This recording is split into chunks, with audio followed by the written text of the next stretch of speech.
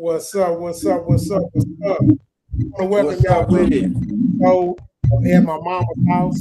We got quite a few guests on the panel today. We got some hot topics we're going to talk about. But first, I want to start off by saying I come to you humbly out of life itself.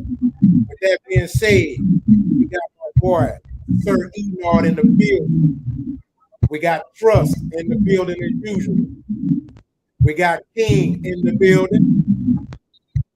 And we got my boy in the building, man. Woo! What's up, fellas? What's good, man? What's up Man, with let's it, go. man? How's it going? How's it going? Oh man, chilling, man. Another day, another dollar, man. As usual, there's a lot in the news, man. Man, there's a lot going on, man. So, like you were saying, B, it's a lot of hard things coming on this weekend, right? They start Friday and Saturday. B, can you hear me? Yeah, I can hear you. Now, I know we were talking about the boxing, man. When the fights, there's a lot of good matches coming up this weekend. They start Friday and Saturday. I really can't hear you that good, Kim. Somebody got some background noise. Yeah, somebody got some background. Real tight.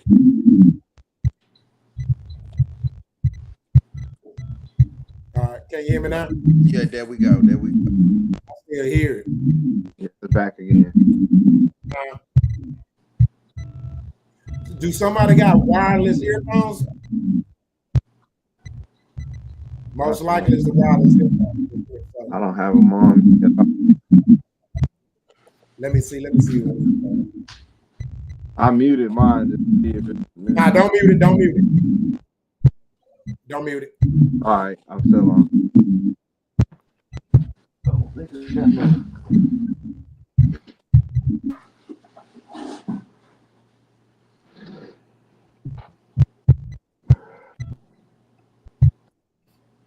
Hello? Yeah. Yo. That's you, Fred. Yes. Yeah, that background noise is coming from your end. What'd you say? Hold on, let me unmute. Unmute yourself. Hello? Yes. Okay, I think we're good. Nah, I still hear you. You got it plugged in or something? No, I'm not. It's not plugged in? Yeah, it's loud. I tell you what, can you come out, go out, and then come back in? Yeah, that might work. Yeah, go out and come back in. All right. You say they start Friday, Trust? Who that? The fights? Yeah. Saturday. Oh, okay. What's up, Rich? What's going on, brother? Man, I can't call it, baby. Well, we got people in the building. Hey, man. What y'all talking about? What's the topic? We gonna get into it, man. We just making sure everybody in. You see your boy Trust him, huh? Yeah, I see him. I see you over there. What's going on, brother? What's good with you, baby? I ain't seen you in a minute. Yeah, man, I'm here. For sure. We're gonna do it up tonight. Yeah, man. So let's get into it. It's first as usual. We're gonna start out with an icebreaker, man. We like to just get the laughs going, man. So let me get it going.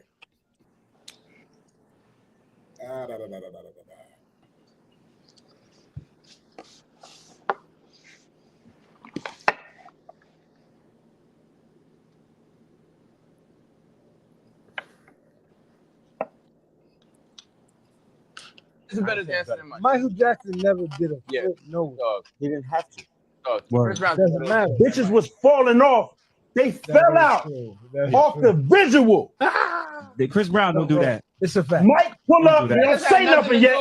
The nigga don't have a microphone yet. He didn't know nothing. He look at the bitch and they back Mike out. Mike, like he was some form of weapon. They back Mike out and they died.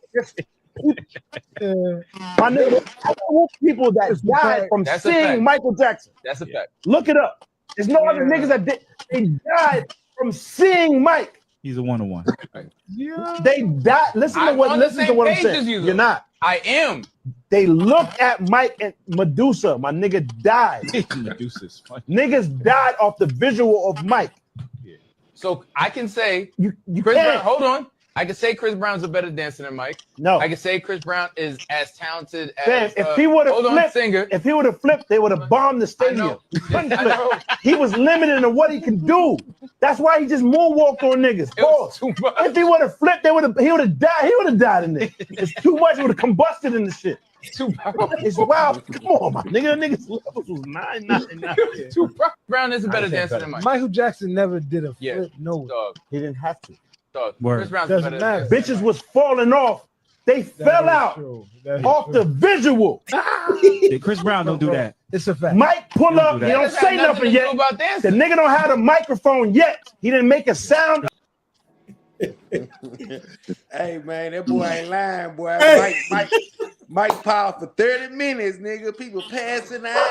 I'm Yeah, sorry. Michael's the truth, man. Yeah. So, Yeah. out of respect for people's views and opinion, I'm gonna ask. I ain't gonna make no debate about it.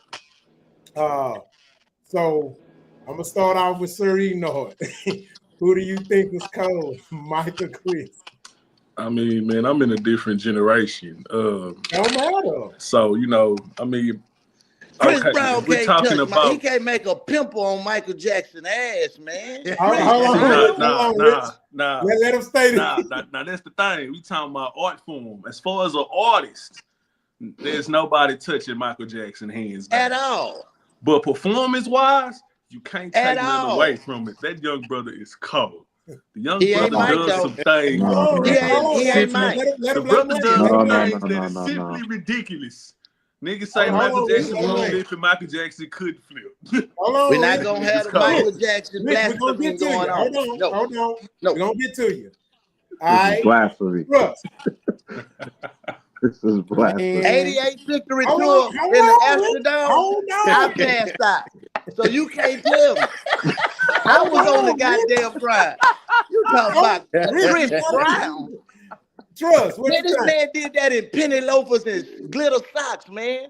Hold He talking about Chris on, Brown Rich. and Go tennis ahead, shoes. Rich. He can't. No. Go ahead, Rich. State you. Penny Hey. loafers, man. He stopped channel Hardwood. 26, 13, and 2 for a video. Mike, Hardwood bottom shoes. Yeah. Penny loafers. he's the first Hold person on, to y'all. do We the got it Super Bowl. one at a Mike. time. Go on, Rich. Go ahead. Got to finish. Because I'm when just- everybody no, I'm just talking, saying, it's gonna Mike be what is- people hear. You can't compare nothing to Mike. It's certain people you can't compare things to. Michael Jackson is one. Prince is another. We'll never get another one of those. We got a Chris Brown, and he's Chris Brown, but he can't be Mike. You got to realize Mike started 6 years old. Cartoon, when we couldn't even drink out the water fountain. He had a cartoon. He had dolls.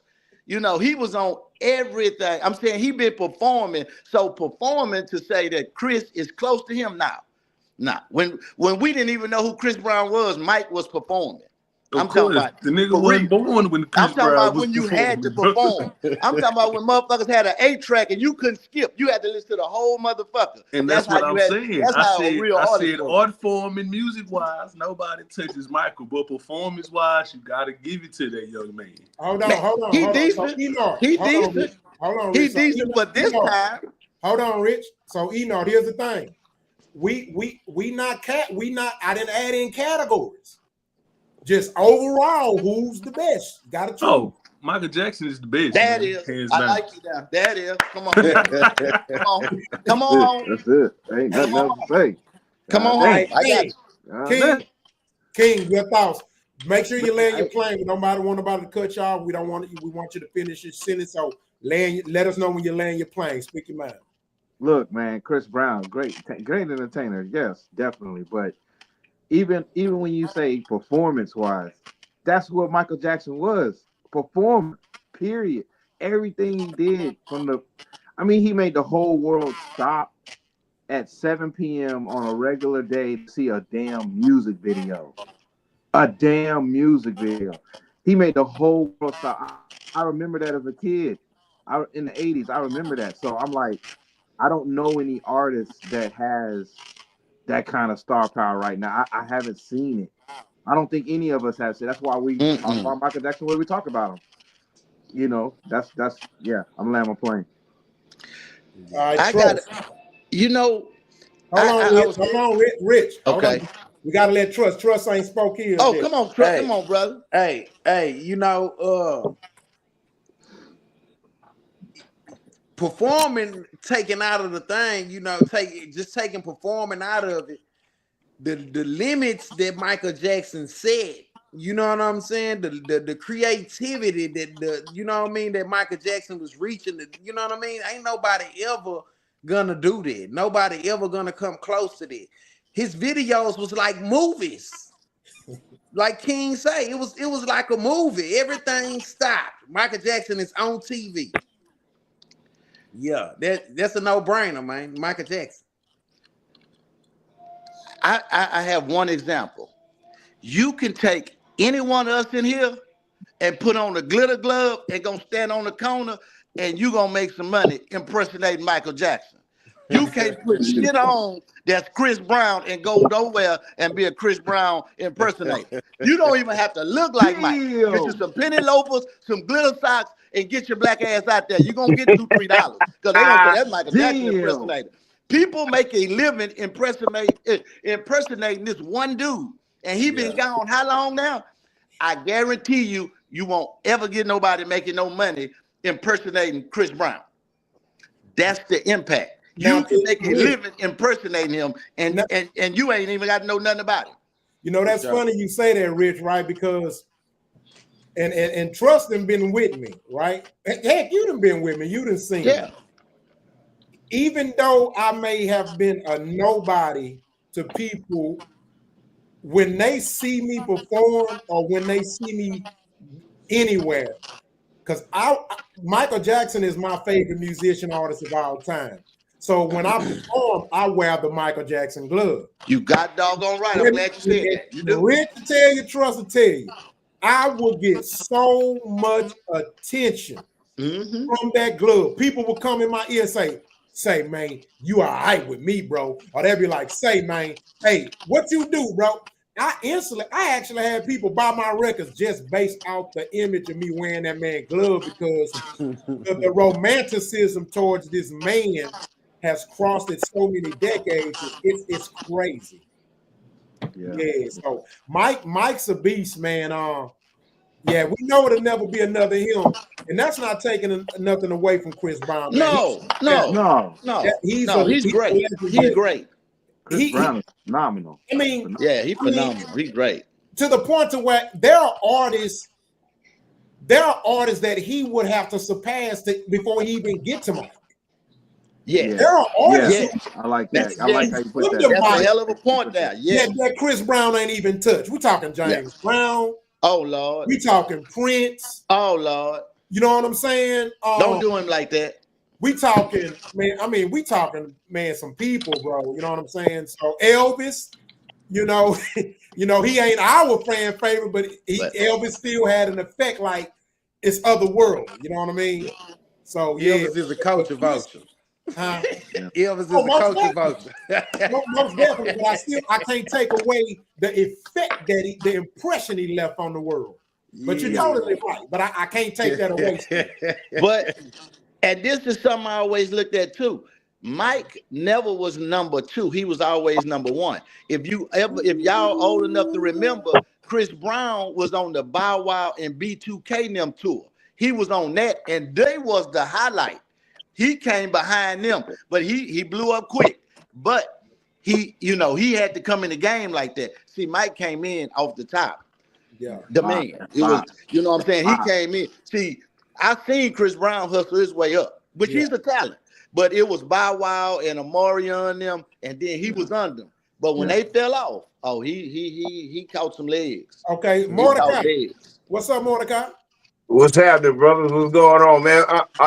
I just woke up, man. I saw your text. I said, let me hurry up and jump on. So answer the question. Who you got? Michael Jackson or Chris Brown? Michael Jackson, you know, man. Look, shit. What? I'm what? I was born in '68, cuz. So Michael Jackson. I don't really. Chris Brown is not in my era. I mean, nigga can dance, but ain't no Michael Jackson, man. Nah, hell nah. Hell no. And then Mike, like you say, the man. I heard some of the conversation before, while I'm waiting, and I'm like, it's Michael Jackson. The man was into everything. What? Joe, his daddy, and all them kids, but he was, they were all talented, but there's only gonna be one star. Yeah. A shining star, he was he outshined all of them. Yeah, so that was the icebreaker. And I also want to say this too, and this not towards you, this just for people in general, right? Especially me being in music. When it comes to music, I'm not like I know there's eras, but when you become a researcher of music, you start to take out the era part, right? Because when you really think about it, Michael Jackson was a star before I was even born. I'm not from Michael Jackson era.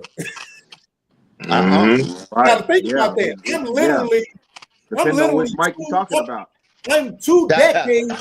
I'm 2 decades from Michael Jackson era. I'm 2 decades after. You know what I'm saying? Yeah. When I was born, Mike was freaking almost 20. You know what I'm saying? So no, he was 20. Right? So we was wearing Michael Jackson jackets to school. That's what I'm talking about. We had the Thriller jacket. Yeah, if you didn't have that red Thriller jacket, you going back to school. After that Christmas, so much an era thing. Yeah, it's not so much an era thing. When you're a student of music, you start to lose the mindset on era. And that's why, like, for example, I give so much credit to Chris Brown because he's so talented. I'm not gonna lie. When I see that man dancing, it's like, how the hell is he doing this? And then think about this. He does it and don't miss a note. That's insane. In fact, the only person I ever seen do that was Michael Jackson, where he could dance, do all this shit, jump, run, spin, and still don't miss one. You know what his disconnect is? Chris Brown is a great R&B artist, but he's missing a couple of things that make him to the Michael Jackson level. And that Mike had a dress code. You knew what he was gonna wear. Penny loafers, this. You saw Mike, he had a performance. You saw he was gonna give you a show. Yeah. Chris Brown gonna come out there with a Roc Star t-shirt on, a hat, he gonna crump, he gonna sing. He don't have a look to where it's R&B the way you like. Okay. And I know that's not traditional. I know I may be old-fashioned, but I'm just saying, he just look all over the place. He just look like, I'm gonna get dressed and go kill a show. That ain't how perform and go. You have to have that same uniform on each place you go. How Beyond Stadium, when they go somewhere, they got the same thing. Chris Brown, I'm gonna go out there and do something tonight. And it looked good, but it don't look organized like it's. I know he got some choreography going on and they playing it, but if you just look at it, it just look like a rap show, like a nigga just up there doing something. It ain't a show where you like, okay, I gotta sit down because he gonna give me something. He gonna crump, he gonna dance, he gonna flip, he gonna sing, he gonna get the young girls going, and I guess that's it, I'm used to when you say R&B, you gotta look. I'm not saying what that look is, but you gotta look. I don't know what his look is. You know what I'm saying? I don't know. When you go to Chris Brown show, what I'm getting? I'm just getting a nigga singing and can dance. Yeah, I want to add to that too. Also, I'm gonna tell you what I think also prevented that from being a reality too, Rich. When he was younger, I was one of the many people who were saying, this dude can be the next Michael Jackson. He definitely had it, right? Yes. But I'm gonna tell you what effed it up. And I scream this all the time. He started wanting to be a thug. And that just ain't it. That's what I'm getting at. That's just not what I'm getting at. You want when he started venturing into this thug like crap, it's like, look, dude, at the end of the day, I need you to help me win the lady. You not helping me win the lady, talking about thug shit and stuff like that, because a lot of his songs is thug shit. Talking about, I'll take your man. He work a job. I can buy you. And okay, cool. I won't buy your record. I won't play you when I'm with her. Mike, See? Mike put you in the bed. Mike gonna put you in the guts. dirt. Mike gonna put you in the guts. Mike said the girl is mine. The Say, girl is mine. 88 victory tour. I can bear witness. 88 victory tour. This man stood on the edge of the stage and sung to a rat. Ben. Everybody was crying. I don't even know why I was crying. I just was crying. The nigga was singing the Ben song to that rat. It wasn't a dry eye in there. I was like, God damn, why we crying? But that's just the power. About 5 or 6 girls fell out. I was like, what's going on? I got weak. I say, what this nigga? He got some kind of power. Yeah. You know what I'm saying? It was like you were witnessing something when you watched him because he wasn't normal. R&B as a whole has took a left turn when it comes to that, though. You know what I'm saying? Because it was a time at the club. The last hour at the club was dedicated to R&B. You know what I'm saying? What? They were gonna slow that joint down. Hold on. Time to Now, get your y'all act like y'all don't know why that happened, right? You know why that happened. Time to go to work. No, they didn't took R. Kelly away. That's why we ain't got no fucking R&B. So let's not act like we don't know. They took R. Kelly away. They took the R&B away and gave us this bullshit. Because R. Kelly was in the guts with you. If you listen to R. Kelly gonna put you in there. What? Yeah. And he wrote songs for other people to get guts down. Yeah, man, listen. When they took R. Kelly away, they took R&B. Until they bring him back, we ain't gonna get no real R&B. We gonna get this what we call R&B. But he was the last of the. It had soul in it. You could feel it. And that's why it's more fightings and shootings after the club, because when it wasn't all that when they used to play the love songs for the last hour. The DJ used to help you get the girl. What? And go to the house. Who are the girls that we're talking about? You get into the females' car, they not playing that shit. Well, how long? They playlist more gangster than yours. So the DJ has to play. Lesson, fam. The DJ has to play what's popular, brother. The DJ got to play what's popular. If the music was there, the DJ can do was there. So we got artists like October London, who's referred to as the next Marvin Gaye, has an amazing voice, has an amazing catalog. Have you heard? Do you know who October London is? Yes. Amazing. The next Marvin Gaye. But they're not playing this, brother, bro. You know why? The answer is in the question you said. He sound like Marvin Gaye. We don't want no imitation. R. Kelly don't sound like nobody but R. Kelly. Chris Brown sound like Chris Brown. When you sound like another person and come in the game, you're not gonna get that much respect. You know what I'm saying? They looking at you like, oh, you sound like what's his name? You can imitate. So you have to kind of be original for them to accept you. No matter how good you is, you can mimic somebody all the way down to the T. But the people gonna always go for the original. That's just the way that works. That was the problem Ray Charles had. I agree from the standpoint of having older family members to know this music, but you gotta listen to what's on the radio. Everything you listen to is an imitation, because my generation don't even know the original. That's what I'm getting at. You can't really say nobody's gonna listen to it, because everything that's being played is a bite off of something. Yes. So it's no originality. That's why I say people like R. Kelly, Michael Jackson, Prince's, they was original. They didn't care. You know what I'm saying? When Prince made his music, he didn't care who liked it. It was weird or whatever. He gonna do it. Mike gonna give you the pop. You see what I'm saying? You just knew what you was getting. Now it's just like we trying to get numbers, and it's hot this week, and next week we don't care. We'll come up with something else. You know what I'm saying? It's not like nobody really just creating a good, solid project where you want to. Now let me say this. Let me say this now, because now in defense of the music artists, there are artists out here that are making good music, but we gotta admit that they're not getting pushed or signed by these major labels too, because the major labels are investing in this trash. So we want to give type of grace to the artists too. There are artists out there making good music, but they're not gonna either sign No, because they're gonna have to pay them. They're gonna have to pay fair. One in here and there. So they're gonna have to pack fair. People, so they can say, "Hey, look, we are promoting good quality music, but on the open up, they really not. It's one to every 99 artists." So, yeah. All right, so we're gonna switch the subjects. We're gonna turn the lane a little bit. Lot going on in the political realm. So let's go into this, man. Present. All right, so.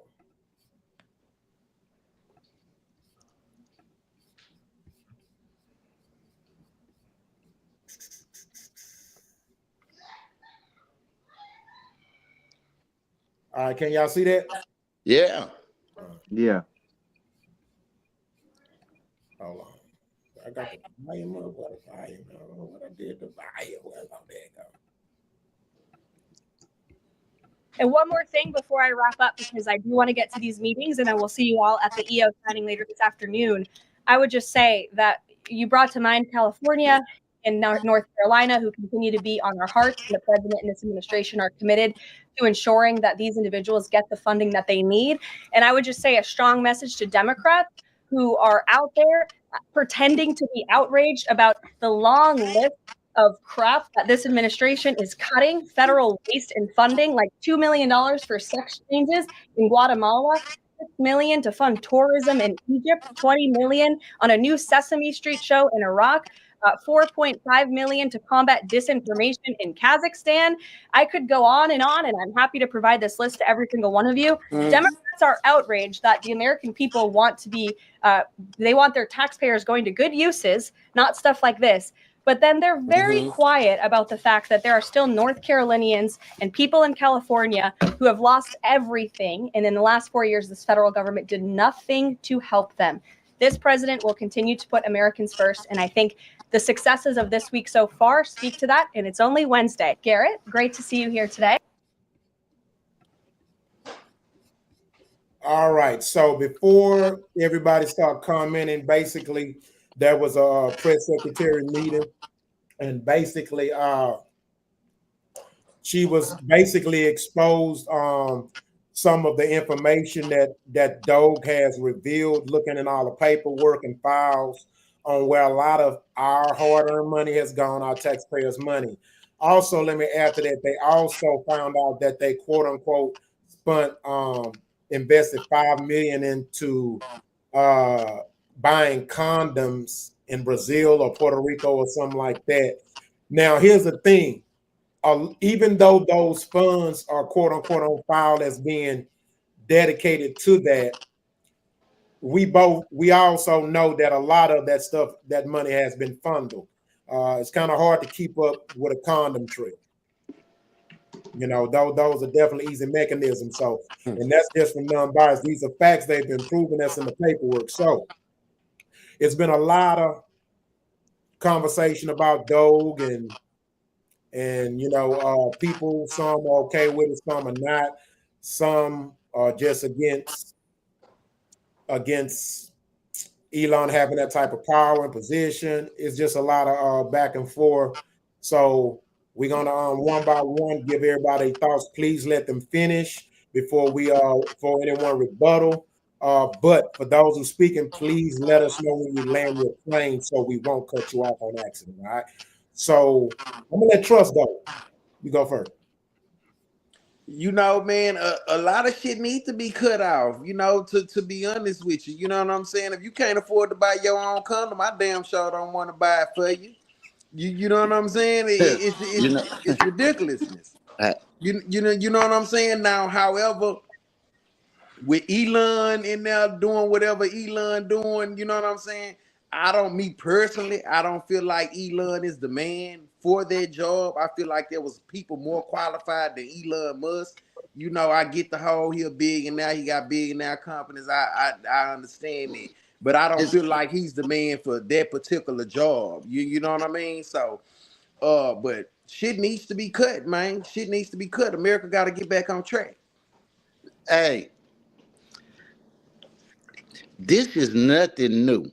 If y'all go back, Oliver North was what? He was getting $1 million for hammers and nails. See, this is just the rich game. See, what we really witnessing with the Elon Musk is the transfer of power. You got to realize you had the Rockefellers, the Rothschild, all them been running, and they dead. Here come Elon Musk with all the money. He like, why they still got a stronghold? So that's why he got next to the president. If you go back in history, every rich person get right next to the president and give him the agenda they running. Elon Musk is doing it in our face. He got with his president. I'm the richest dude. I'm finna do it. No more than the Rothschilds, the Rockefeller. He's just trying to get all them out the way and start a new one. That's just transferring power. So we're gonna have a new rich family and a new rich, that's what this is all about. They're just moving the power because they've been knowing they've been messing money off on this. Because they could have been helping the American government and the people here and making it better. But they know better than that. They're going to keep the money with the rich. It's about the have and the have-nots. And when they at the top, that's the top of rich people arguing. He like, nah, y'all ain't finna run this no more. So he went got all his rich friends and, hey, this is what we finna do. So you can't say he's stealing because he got a bunch of money. So who else would you put over all the money? But a dude who got a bunch of money and has no reason to steal money. So, because rich people don't want money, they want power. So that's what you're looking at. That's the fight for power. And that's all it is, I could say. I'm just, every day you're going to find out just shit to make us talk about. The condom thing, they making bombs. Okay, we know that. Like I say, I'm used to them paying $1 million for nails and hammers. That's what Oliver North was on trial for when they was railroading him. So it's nothing new. It's just America. It's just we finding out shit we didn't know, but been going on. They knew. Trust me, they knew. It's nothing new. You don't think rich people steal money? The bank rob us every day. No, but they steal a different kind of way. You know what I'm saying? They steal a different kind of way. Yeah. They don't steal to where it's theft. They steal to where it's business. You see what I'm saying? Yeah. They take your stuff and say with some paper and say, hey, this is business. We used to stealing where they come take it from you. No. They're going to put some paper here and say, hey, you had this here? You be like, nah, okay, well, that's all that is, the trickery game, like they did in the beginning with the Indians and stuff when they got the land. That's all this is about, transfer of power. You know what I'm saying? We just down here witnessing it, hoping we get, a blessing. But if not, it is what it is. You go ahead. I have a question, and anybody can answer this. If I became a billionaire tomorrow, would y'all trust me more or less? It don't change. You know what I'm saying? If I ain't trust you before you had it, I'll trust me more or less. I'll trust you more. Because money make you who you really are. Hold on. Who you really are, that's all money do. If you ain't shit, bro, you ain't shit with money. There's 6 people on the panel. Hold on. Okay, I thought you said. I was gonna say, yeah, I trust you more. Yeah. Okay. I know you're a revolutionary. I know you're gonna start some shit up. That's the only reason. If I had $1 billion, would you trust me more or less tomorrow? Yes or no? Would you trust me more or less? More or less? More. I said more. I don't know about nobody else. I'm asking King. Me. So yeah, I trust you. I trust you. Yes. Nah, it wouldn't change the way I feel about you. You know what I'm saying? If I trust you when you broke and you get some money, I'm still gonna trust you. If I don't trust you and you broke, I just need a direct answer, y'all. Right now. Okay, Elon. $1 billion. More or less. Less. More or less. Less. Okay. Mordecai. More or less. Now, I would say less, but I'm trying to get the gist of the question. You said it don't matter. Okay, the premise is you done got $1 billion. If I became a billionaire tomorrow, would you trust me more or less than you do today? But where does the trust? Where does the trust factor come in though? That's a simple question. More or less. If the question was on the paper, you can't discuss it with the paper. You gotta fill in. You gotta check on one of them. Okay, less, damn it, less. Okay, so here's where I have a problem with it, right? Because I noticed something that's a trend, and it's not a color thing because I know that it's across the board. Why is it that those that have less than the person that have it all, why do we tend to base our perception of them in a less positive light based out the numbers in their bank account? Why is that? And that blows my mind, right? Because I know it doesn't matter if you are a multimillionaire or a billionaire. A lot of money to someone who's not a multimillionaire or a billionaire. And some of these people, some of these multimillionaires check on me more than niggas who ain't got shit. I can trust some of these multimillionaires that I have relationships with some of the niggas that I know that ain't got shit. Right? So that just boggles my mind. And then on top of it, if they not black, that's damn sure seems to tend to be a look at a perception, right? Do you understand your program? Hold on, that's you change the freeways. Let me land. My whole point to this is this, right? It kills me when we talk about we want equality, right? And we talk about we want equality, we want the same chances, or we don't feel like we're being treated in a certain way. We feel like we don't get the same opportunities, right? But then when it comes to the country, our leaders, and some of the things that they do,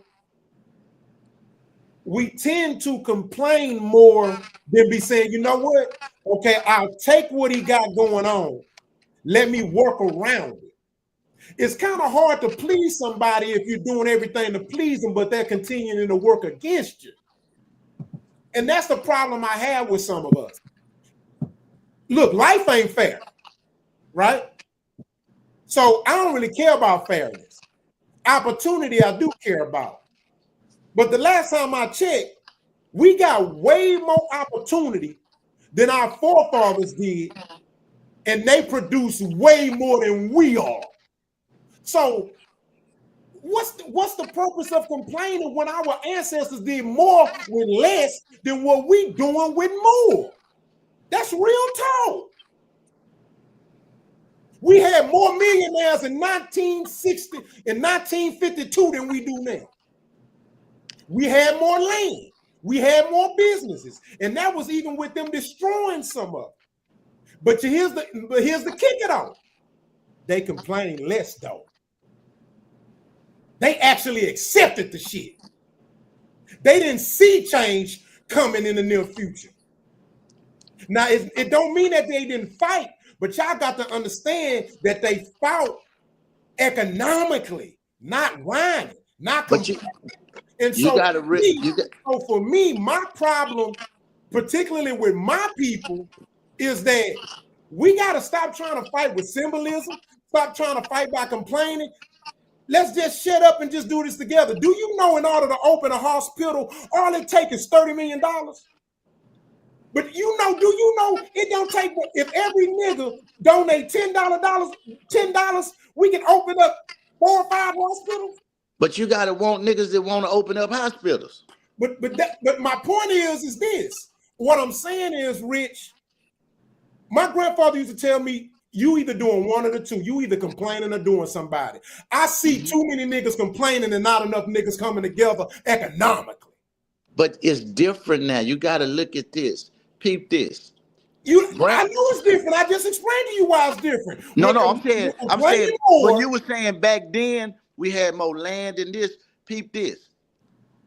We didn't go to the club and pop bottles. We didn't have to buy business. We didn't have no big houses. Grandma wasn't going over here. He didn't have this over there. He didn't have no distraction. What you spend your money on? All the money you make, you right here. You didn't have no McDonald's. You didn't have no chicken. You didn't have nowhere to go. No expensive restaurants. Everything. You're proving my point. You raising it. You killing it. You cooking it. So all the money you got, you just buy more land right by you.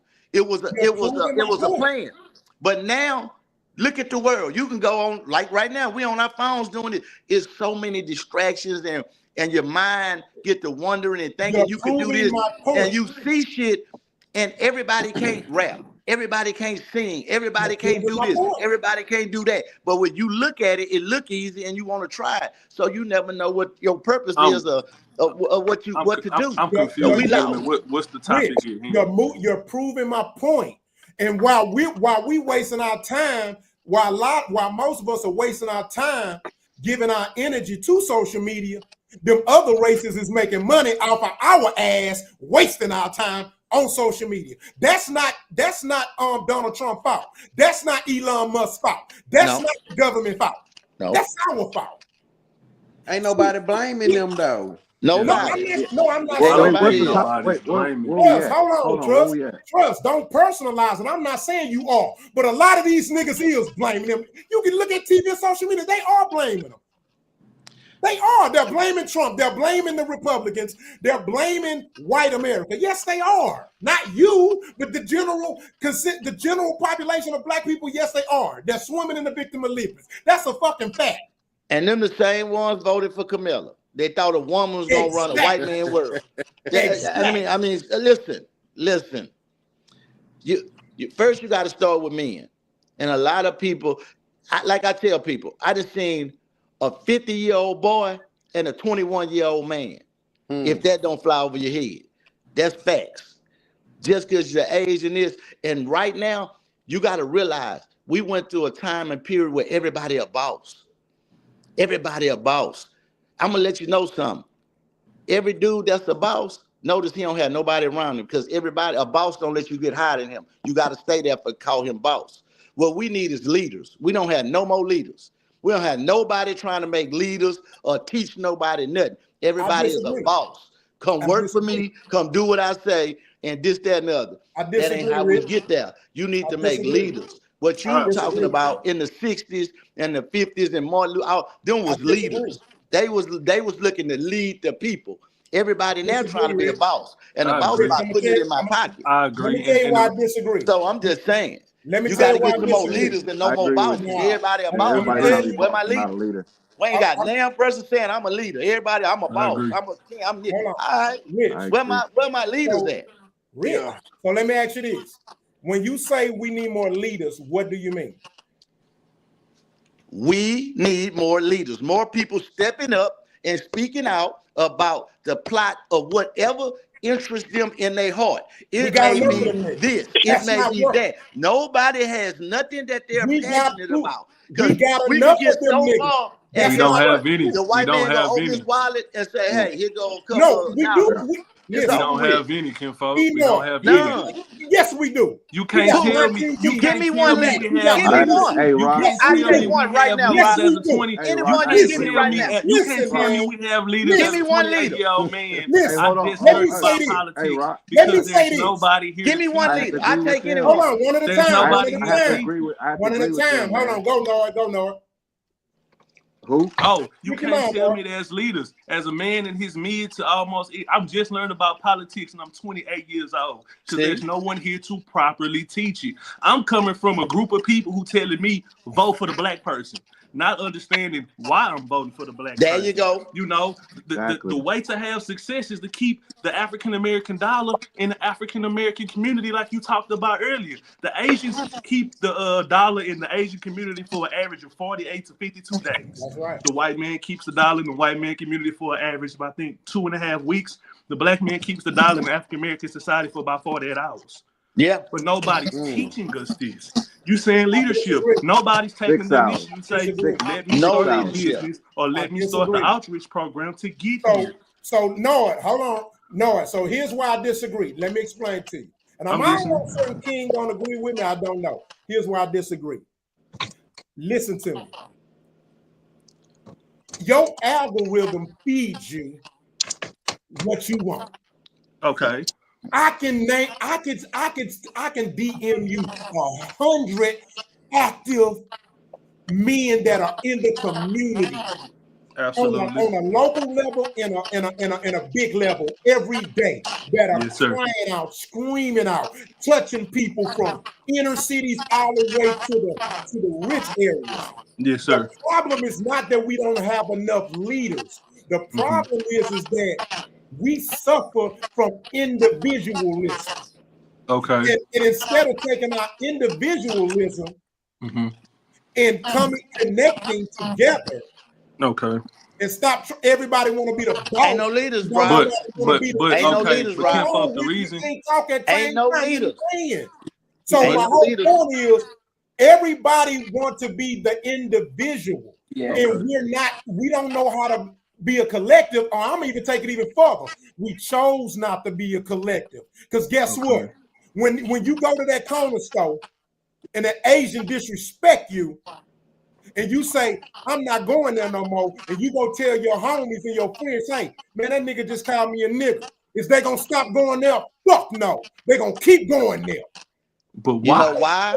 So my point. You know why? Because You know why? the reason why. What if they go get their single Hold cigarette? on. Problem I have with niggas, man. This is What? the The problem reason I have why with that's true. The You ain't reason why solved the that's problem. true. The reason why that's true and that's gonna go on is because I keep saying it every damn show. It's the same thing we talking right now. Because there ain't no fucking leaders to put There's no niggas leaders. on code. To put niggas on code, we would be on code. King, you by not a leader? thinking and understanding King, that we're you not not a going to leader? that. We're not going to that store Yo, no more King, are because you that's a what they leader? call us niggas. King, are you a there's leader? there's no But leaders on King, code. There may be are some. you a There may be leader? people. let him Hold let on, him hold land his on. plane, Kim. You gotta let him land, Rock. Let You me gotta say let what him I'm saying. land. I listen to y'all. You gotta let him listen to land, y'all. Rock. He flying. Rich, you let him land. The reason why I agree with these gentlemen because that's one of my power questions. That's one of my power questions that I use all the time. Because I say, show me the motherfucking black leader that's leading the black way, that's leading us with a code. Because I can say one person, but that person don't even want me to say their name, even though they have a national syndicated show that he talks about it, but I won't even say his name. And it's one person. Like this nigga's making billboards and shit, getting governors and city representatives knocked off. This one black man. Because he's trying to get people on code. He don't want to be no leader. Just like Tariq Nasheed say, and how we all, you too, Rock. You heard what he said. There is no leader that need to be needed for the people because we all need to come up and rise up. But the thing is, there's no leadership in saying, yo, we need to get on code. We need to get on code with each other. So it doesn't matter if I like your ideologies and you hate my ideologies. We still the same color. We still suffer from the same situations. So that way we could talk to each other. Know that when I come out and say that store called us nigga, that I know that my niggas are not going in there no more because we are on code by the way we communicate with each other. So there are no leaders. And King, the reason that I second that is, like I said, I'm talking about like Rock said about the many sources he can send in my DMs. The problem with this social media thing is everybody has an opinion, but opinions don't get us nowhere. That's not a leader. Once upon a time, the judge, the lawyer, and these people were our next door neighbors. So I was able to see the proper example. I've never seen a group of people truly stand together and say, we're going to boycott this for the greater good, and it worked. So when I say leadership, I don't want you to tell me. I want you to show me. And when the camera goes off and social media closes, I want to see the same person do the same thing. And then generationally, we can be better because now that I'm gathering the proper knowledge, I can tell my children, niece, and so forth, and they can continue to do the right things. You can't say niggas if all I've ever seen is people be niggerly. Right. Can I tell you why? I'm telling you why I say it's no leader. Here's why I say the problem ain't that we need leaders. And I'm gonna be done with it. And I'm gonna let y'all finish after this. We got more than enough leaders. I'm looking at leaders on this fucking panel. First of all, hold on, let me land, Rich. I'm looking at leaders. I'm looking at multiple men on this panel that then protested, fought, went to City Hall, connected with other people, other leaders, locally, nationally, food drives, donated clothes, everything. The problem ain't that we need leaders. And I'm gonna hit your ass across the head with this. The problem is we need more motherfucking followers. We don't have enough niggas willing to follow the leaders that we have. Listen. That's the goddamn problem. Yes. You want to know why? Because everybody want to be a motherfucking leader. That's the problem. Now, am I wrong? You right and wrong at the same time. Let me say this. When I say you don't have leaders, I feel listen, Rock. I feel you. You are right. Let me explain this. When I say leaders, you have a cause that you're pushing, that you stand behind. Martin Luther King had a cause why he was a leader. Malcolm had a cause why he was a leader. I'm not just no dude on here woofing. Listen, I'm elbow to elbow with Cornell X. We went to Huntsville for Gary Graham. We was down there. You was not finna kill him. We gonna tie it up. Listen, Geraldo Rivera, Jesse Jackson, not throwing names. I'm just telling you, I'm watching this firsthand. I go there to die. That's how I didn't go there to come back home. I came back to be a legend. I'm gonna die down here for this. I watched them text Cornell I watched them text Cornell X phone a number in money. And he looked at us and said, they gonna kill him. We gotta go. You can't use all this. And listen, when I walked back to my truck to go home, them niggas had broken my truck and took all my radio and everything. I said, man, fuck these niggas, man. I'm not leaving shit. I promise you God, that's a true story. I said, fuck these niggas, man. I'm out here trying to fight for y'all. Y'all gonna steal my bitch ass radio?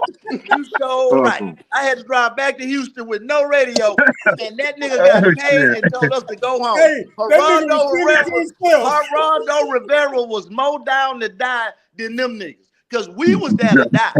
That's why I say be careful who you follow, because I was blindly following these niggas, and I was ready to die. I got a gun on prison grounds, ready to shoot or do whatever. Man, look at what you just said. And that's a part of the problem. See, now we gotta be careful who you follow. Don't follow him off. But he just got they got their selfish intentions.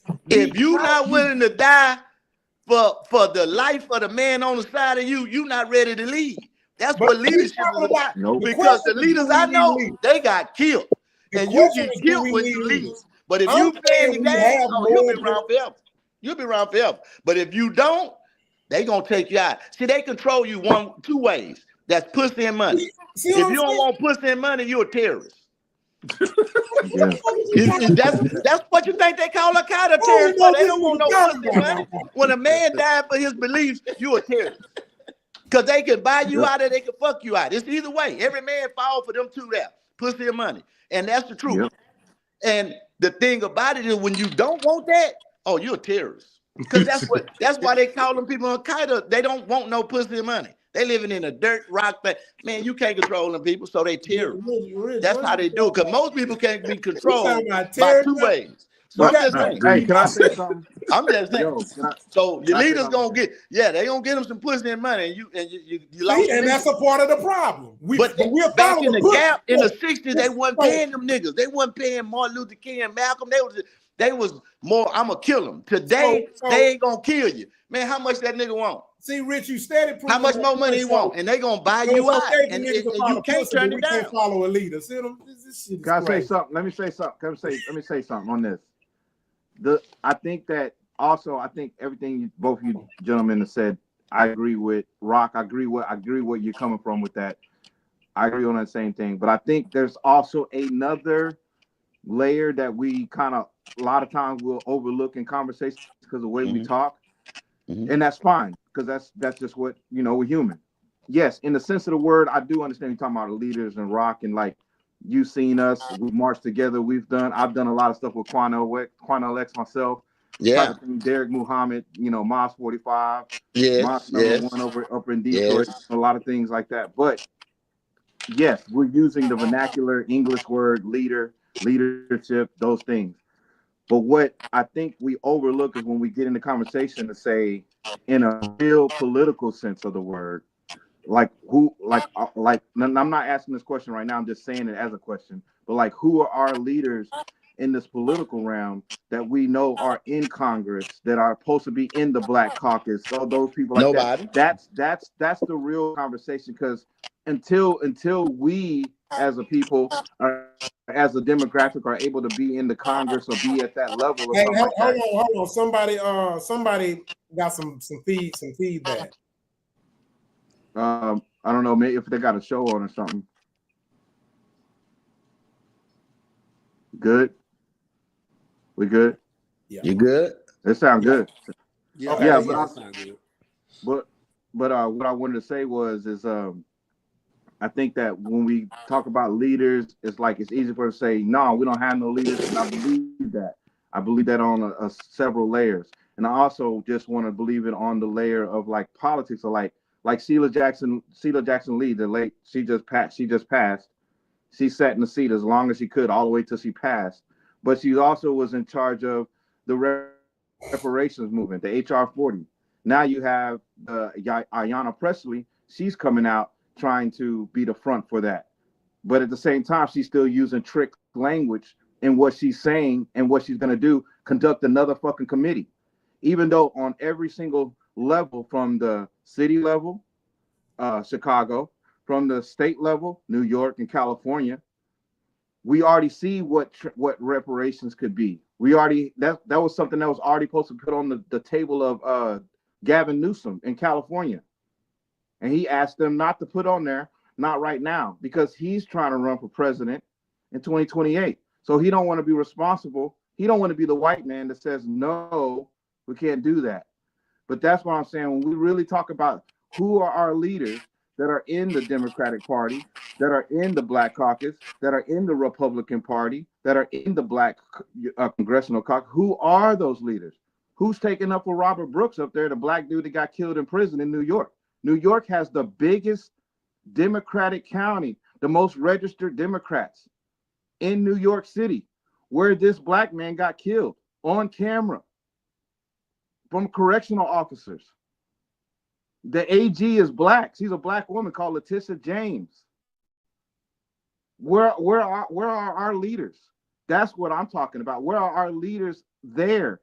Because those people got elected, right? They're sitting in the seats, right? They get to talk to the president or vice president or the speaker of the house. They get to talk to those people. They get to talk to CNN. They get to talk to all those people. So, and they look like us. Or sometimes they don't look like us, but they say they represent minorities. Are we part of minorities? Are we minorities? So there's so many questions that I think that if we talk like that, it will help our younger people and the people who are not as educated or savvy in politics to kind of start thinking. Because we don't need everybody to try to think the same, but just at least just thinking, like thinking outside the box. But I do agree, we don't have no leaders. Okay, so let me ask you this, King. Let me ask you this. This is the question I have. And this is why, for me, when they talk about, one thing that I noticed that's still prevalent in 2025 is that we still indulge and talk about having the conversation. I'm all talked out, bro.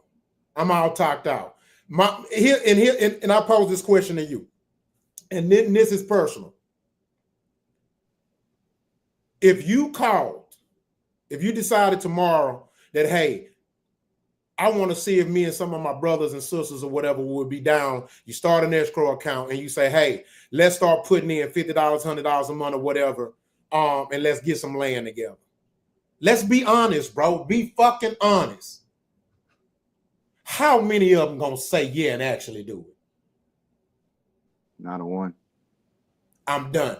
All that other shit don't matter until we can come to the table at these judicial offices and these courthouses and these city hall meetings and the White House with economic power in our hand.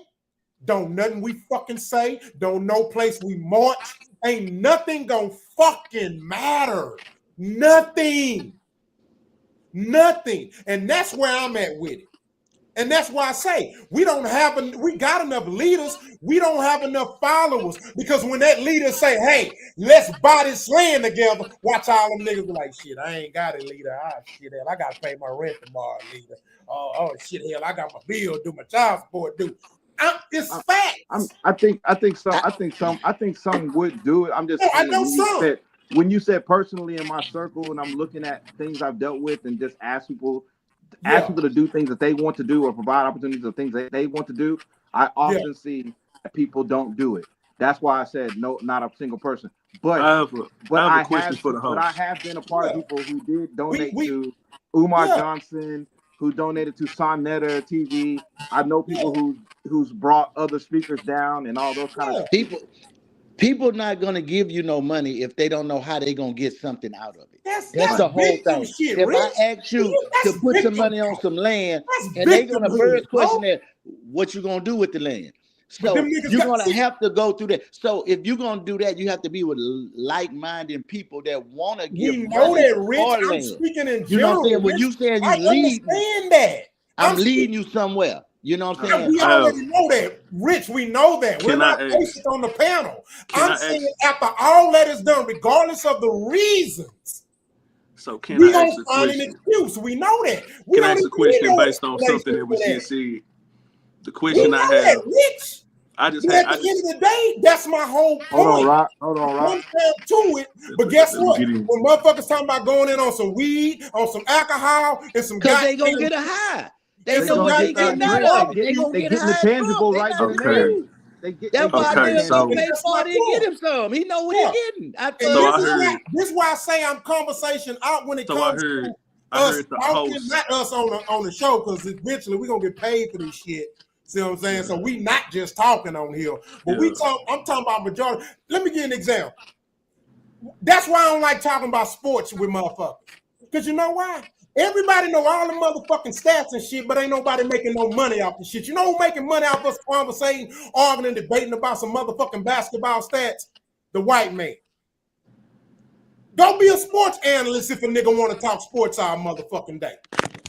You know what I'm saying? This is the seems like problem they're I making a have nice with us. When we So said I heard- we got goddamn me the Jesus syndrome. We looking for a leader to save us. Fuck that shit. But this is why though. I heard you say you said you all talked out, right? As Yeah, a 40 plus, ain't no as a 40 conversation. as a 40 plus year old man coming from somebody in his mid 20s, you can't be all talked out because I'm looking for the information so that I can do something with it. It ain't much more time you got to go do a damn thing. So if you say I quit, you're gonna I'm get the talking about same as a result. That's what I'm people, saying. That's why I like what he No, said. that's That's what I'm personal. saying. It's not He's trying- personal. as a Kinfolk. people. Okay, I think hear me out. Hear me out. If we're saying we have a problem and you have the solution, you can't be all talked out because we're not gonna get nowhere if you don't share the approach you have so that I can take it and do something. What do all folks say all the time? I got more time in front of me than I do behind me. So give me the information. No, you can I stop didn't talking say after you pass it and let me do something with it. Conversation People out love is to say, different look at from them little dumb teaching. ignorant ass niggas, but don't want to give us nothing to go work with. But no, you gonna you're watch me arguing jump about in front something that never and then complain about it in the same breath. You the No, nigga we talking about. No, there's a difference between conversation and teaching. I teach every day. Teach the person who wants to receive the lesson. You're arguing with me about something I'm not even trying to argue with. What I'm not telling you, arguing. I'm simply asking for something No, you but you're refuse talking to about give. something I'm not talking about. When I say conversation out, niggas is going to the White House with a conversation. You don't go to the White House with a conversation. You go there with your money. No. Okay, Kimpo, so let me ask you a question. What does escrow? How does putting $100 a month in? I'm asking questions based on the topics you gave. How does $100 a month in escrow help you grow? Don't get him, Kane. I'm asking. You misconfused everything I said. Nobody's saying we take our conversation to the White House. Shit. We're speaking in general. No, I'm not saying us. I'm saying all of us as black people in America. Black people in America. I'm not saying that. I'm saying these platforms online, digital, this stuff we're doing right now, this stuff is good. Like what he's saying, that the youth gets to hear us talk because we can't be tired of talking, so they can learn what we know, so they can go faster and further than we did. That wasn't y'all taking what I'm saying and making it something else. I said conversation out. I didn't say teaching. I teach every day. That's not what I'm talking about. What I'm talking about is out of all the other races, when they come into the table, when it comes to having certain things in this nation, we the only fucking race that's coming with conversation. We're begging. We're asking for shit. We're not willing to buy nothing. Man, ain't shit in it. Freedom ain't even free. That's because when we get the direct answer comes with technology words. Niggas like us giving niggas the answer. They would never give us the power, man. They would never. Whatever we looking for, no matter how much I money tell you you got, what. we would never Let's put it power. like this. Let's put it like this. I hear dick move. I'm a registered nurse and I got 12 bands put up. That's $100 for the whole year. How can I get some land bought? And what does the escrow do for me? This not a class. We can do that off the goddamn line, nigga. I'm talking about niggas as a whole, nigga. But that's the Rock. Let me help you out. Rich, you got black people. No, we and can talk about them niggas. when we get out the phone. You gotta know who you're talking niggas. to. Everybody don't. Is no, you talking to the black man or you talking to the nigga? Black American, Lord. You are minority. You special, my nigga. Black America. I am still a black man, despite how even I in Black myself America. after. Even in Black America, Black everybody ain't supposed to make it. Even in Black America, everybody ain't supposed to make it. Everybody you have to mind. You everybody not true, my nigga. Listen, you got to know who you're talking to. Is you talking to the black man or you talking to the nigga? See, because niggas ain't gonna do shit. Black men, they trying to, you know, it's just who you want to talk to though. But you, now you two, they just nigga. I'm talking about black in general, bro. And everybody black ain't black. Them niggas, they not black. They trust me. Black as you think, them niggas. It's the difference between niggas and black people. Elon Musk is African American. Elon Musk is African American. I have no problem with it. You know a nigga when you see one, because you be like, look at them niggas over there. Look at that nigga. You ain't got it. You see a black man, I'm telling you talking to a black man, or you talk to a nigga. Okay, what about mixed niggas then? See? Okay, so King, it is somebody niggas out there. And that's the problem. We talking to them like they black men. They niggas. You gotta talk nigga to nigga. I'm say nigga. You know what we gonna do with this money, nigga. Do you understand? Okay. But you tell a nigga to give you something in 2 minutes, he gonna ask. Now what about black? What about niggas? Because they uneducated. You can't think they know what we know, because we know what we gonna do when we get the money and get the land. They don't have an idea. They don't have a slightest idea. Educate them, because motherfuckers feel me. Y'all can say what y'all want. nigga better bring their money to the table. We'll bring. It's funny how we bring our money to the table for everything, but I don't think we need to bring some money, Rock. You know, you want to be honest. We need to get some guns and just start taking some shit. That's the revolution. We get our own land and govern our own land and protect our own shit. I'm not taking anything. That's how you got to do that. I'm not taking. You got to that. get you some independence. YouTube, I don't want no part of that. Revolution you can't buy the revolution. You can't talk it. Revolution is about action. Might have to edit that part out, nigga. You gonna give me revolution is the action wave. It's not a one you just hold it. No, you have to do that. You saw what them white folks did when they took over the White House behind Trump. They didn't do no talking. So we going to this motherfucker. That's revolution. We ain't ready to die. If you ain't nothing you ready to die for, you might as well keep living. Now watch this, y'all. Because the only way you can live is be ready to die. Now and that's the mentality you have to have. Okay, we got when you talking revolutionary. Let me say this. So this how fucked up. It might not be necessary, but it is necessary. So this how fucked up we is. We'll skip gaining economic power and putting our dollar together and go straight to the motherfucker. They took shit and then they made money. When they took the land, they made their own money. We take the land and make our own money. Can't even get no relationship yet. We talking about economics. They can't even get a girlfriend. You gotta take something first, because they ain't gonna sell you nothing. I mean, we can't do nothing with no money with their face on it. You go take that shit. When I say take that shit, take resources. I'm talking about gold. I'm talking about land. You take resources. Now you know you personalize it. When I said I'm all out of conversation, I'm talking about when we are trying to fight as a whole, not you, my nigga. We are trying to fight for our rights and opportunity by steady whining and complaining and talking. But when it comes to us talking about putting our money up, then all them niggas that's complaining and whining and talking get quiet. But they don't have no money to put up. They ain't got no money to put up. Question from two different standpoints. What you mean? They got money from Rich saying the same thing, just in two different ways. They don't have money. How does that work for us, and what does it look like? They do not have money to put up, Rob. They at the strip club. They at the club. They at the bar. Fuck out of here. They ain't got the motherfucker. They ain't got it, Rob. They do. They ain't.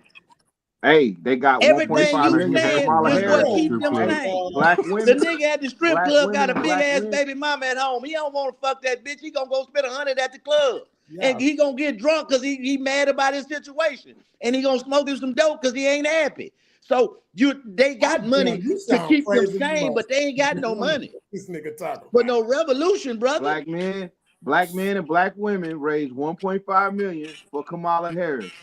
So Kid. Thank you. That was all the money grab. And every dumb But it motherfucker that don't gave matter. us the money, They I'm dumbass. sorry. If y'all don't know a they gave pyramid the money. scheme when y'all see it, y'all better look at it. Okay, Because that King. woman was not trying to win.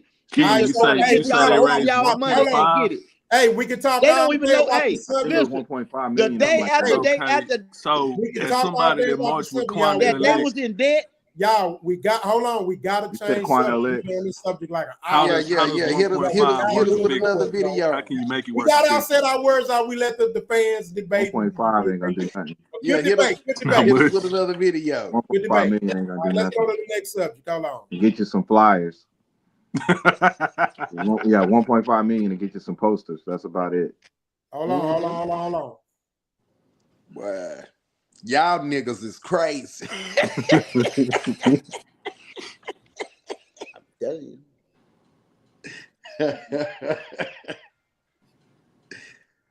What?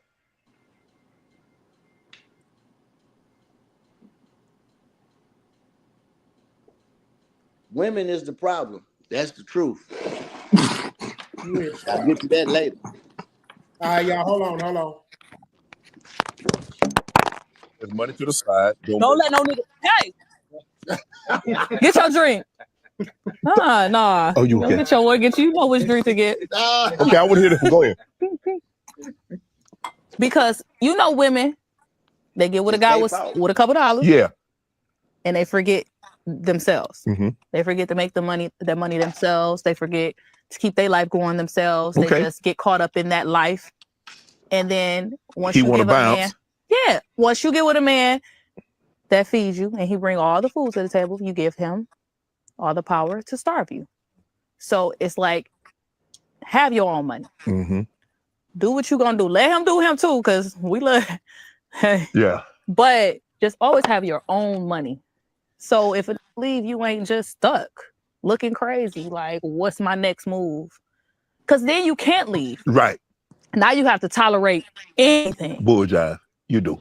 You do. You do. And girls really look for the life of having a man that take care of them when that come with something. If you ain't got a real one. Yeah. That's first off, because there's some real men out here that take care of their women and do the right thing. But when you don't, and they use that money as power, they run over these women. You see these girls every day. They be up one day, next day, like, where'd that car go? Yeah. You let a man sit you down? So, hey. The right man can sit me down. He gotta be the right one.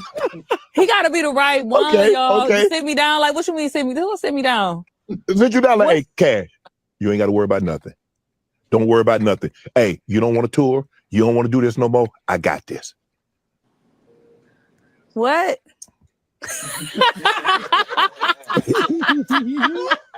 Huh? Yeah. I don't know, Cash. You don't strike me. I mean, look, you got too much pride for me for that. I mean, but I am still a woman. Yeah. At the end of the day, right? Yeah. And that's like the goal, to sit down. But he just have to be the right man. He got to still treat me right. Yeah, but you can't think because you set me down that you about to treat me like anything. And then I'm still going to be hustling. I'm be at home doing my thing. I'm packing and I'm packaging. I'm selling something. I'm doing something at home. Plate. I'm doing something. Spaghetti dinners or something. I'm doing something, you know. But I mean, that's a goal. But I'm okay. Okay. Okay. I sit down 6 months. I get outside 6 months. Fair. Okay. A year. A year. What y'all think about that? That's fair. Yeah, that's cool. Okay. Because I still gotta be me. Because who you fell in love with? That's the feminine side of you talking. Yeah. Because hey, I want to. But y'all be dealing with that masculinity too. It's the kind of move to the front, Cash. It's the kind of man you dealing with. When you got a man, a certain man gonna make that masculine go away. It's natural. Okay. As women, we get around a man that's real masculine. You can't help but just listen. Yeah. All right, tell me what to do. okay, then, Okay. you know. Yes. But you get a man that's playing and like he acting like the princess too. Mm. If you dealing with another princess, you gotta out princess him. Yeah.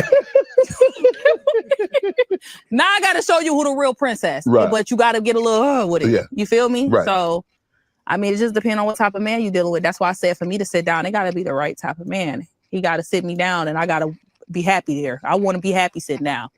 I want to be happy. Sitting down, twinkling my toes. Fifth one says money to the side. Don't. All right, so Mordecai. Yes, sir. All right, did you watch that video? I sure did. I was listening. I watched it. I was listening. What's happening? So we're gonna let Mordecai go first. Mordecai, just make sure you let him know your plane landed so when nobody cut you off. Go ahead. What's your thoughts on that? Well, she was talking about the game. That's what the game is today. They talk, man, look. Today, it's the meat market, cuz men out there looking for meat. So if you're out there advertising the motherfucking prime rib, grass fed and everything, you can see everything.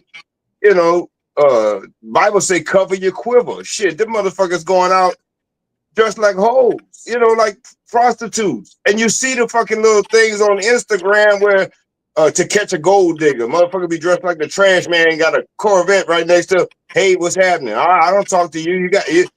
And then all of a sudden, he motherfucker hit the ticker. And oh, that's your car. That's what you advertise. And so, she talking about, I don't want to trap myself. Quit advertising like that's what you're looking like, a gold digger. Ho, don't do that. Shit, you project, that's what you're projecting. And it's like at night, right?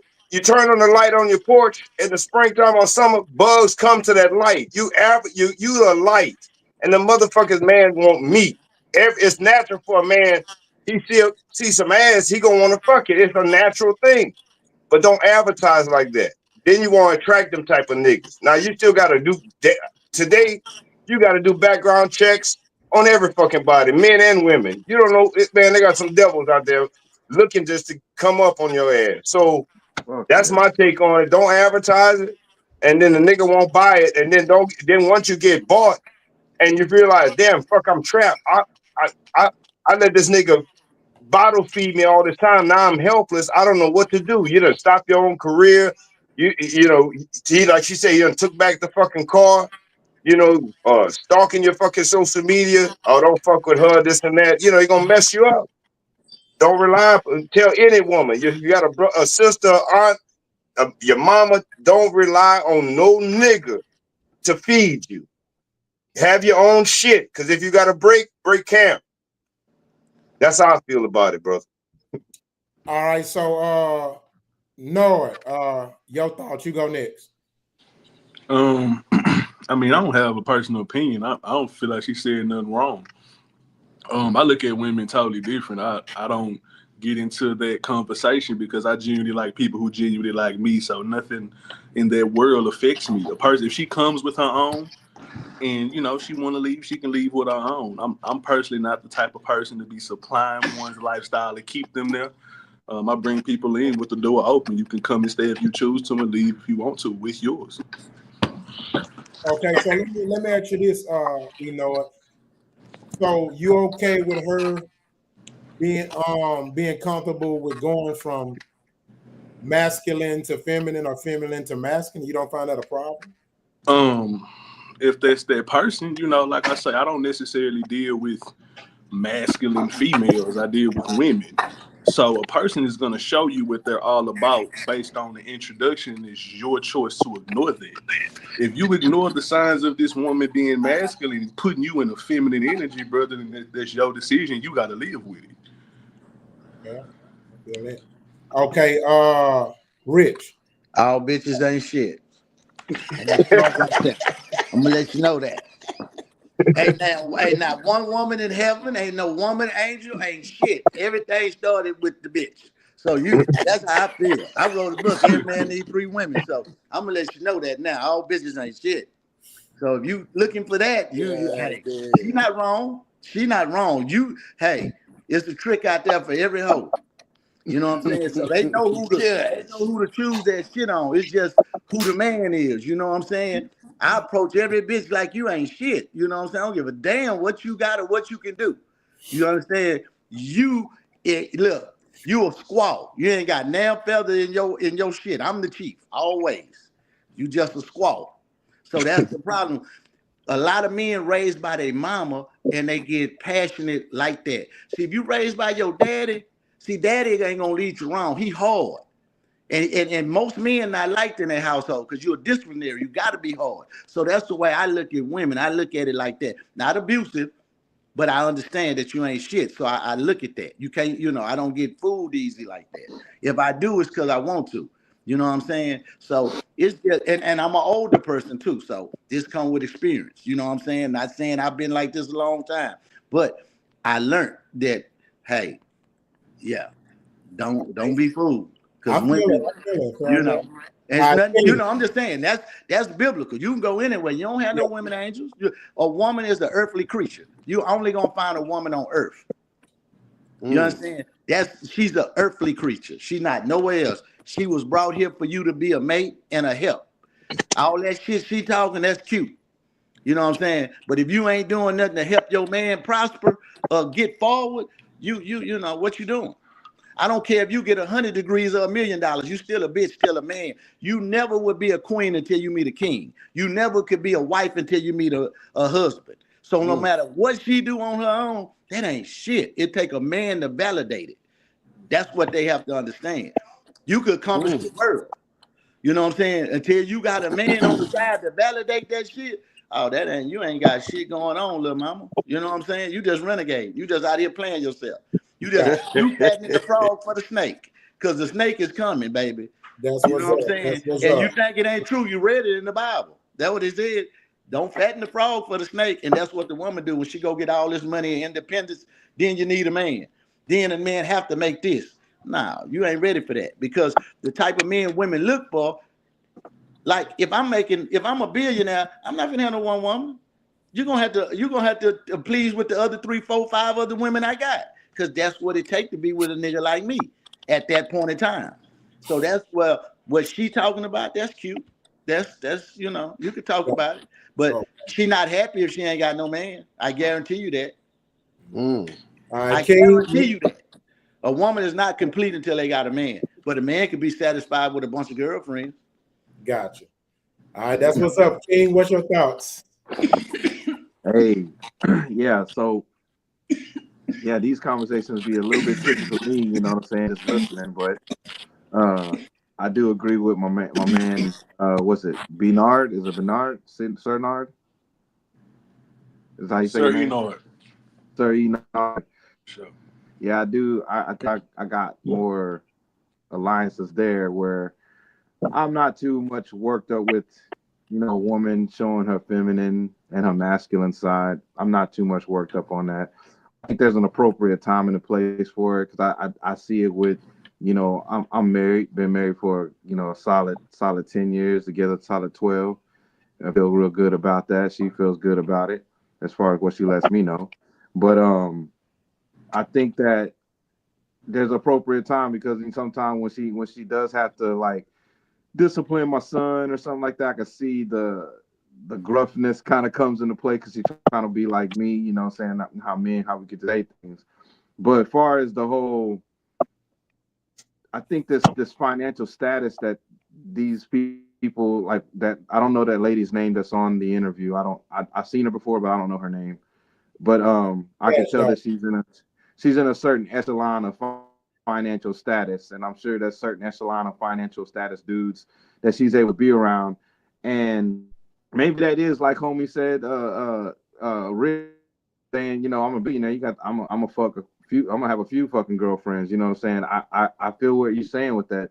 I think it's just different stroke, different folks. Like me, even if I was a billionaire, I don't see myself stepping out on my wife like that. I don't see myself doing anything crazy. And I'm not just saying that just to say that.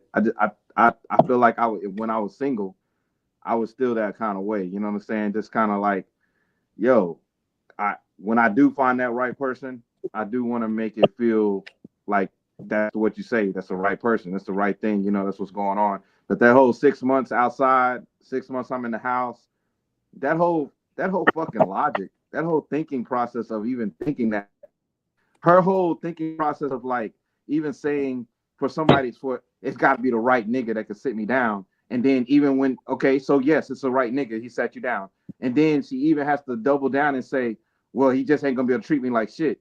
Well, if he's the right nigga, he never was gonna treat you like shit. So there's no reason to have this extra rebuttal bullshit that you're saying. So the whole conversation with these whole like what's been going on the last like 4 or 5 years, black man versus black woman, what would you do? Who's this? 50-50, 60-70, 70-30. It's like when you get married, you don't even that is fucking dumb. It's dumb. You're two human beings living in one household trying to keep the fucking lights on, trying to feed the kids, want to take a vacation, hoping you got a fucking honeymoon because you may live 300 or 400 miles away from your family, like me and my wife do. Our closest family member is 350 miles away. So there's things that you grow together to do. So when I'm hearing her talk, that 6 months outside the fucking house and 6 months in the house, bitch, you can stay the fuck outside. I don't give a fuck how long we've been married. You can stay the fuck outside. Period. All right, Trust, what's your thoughts, man? You know, I know you got straight up.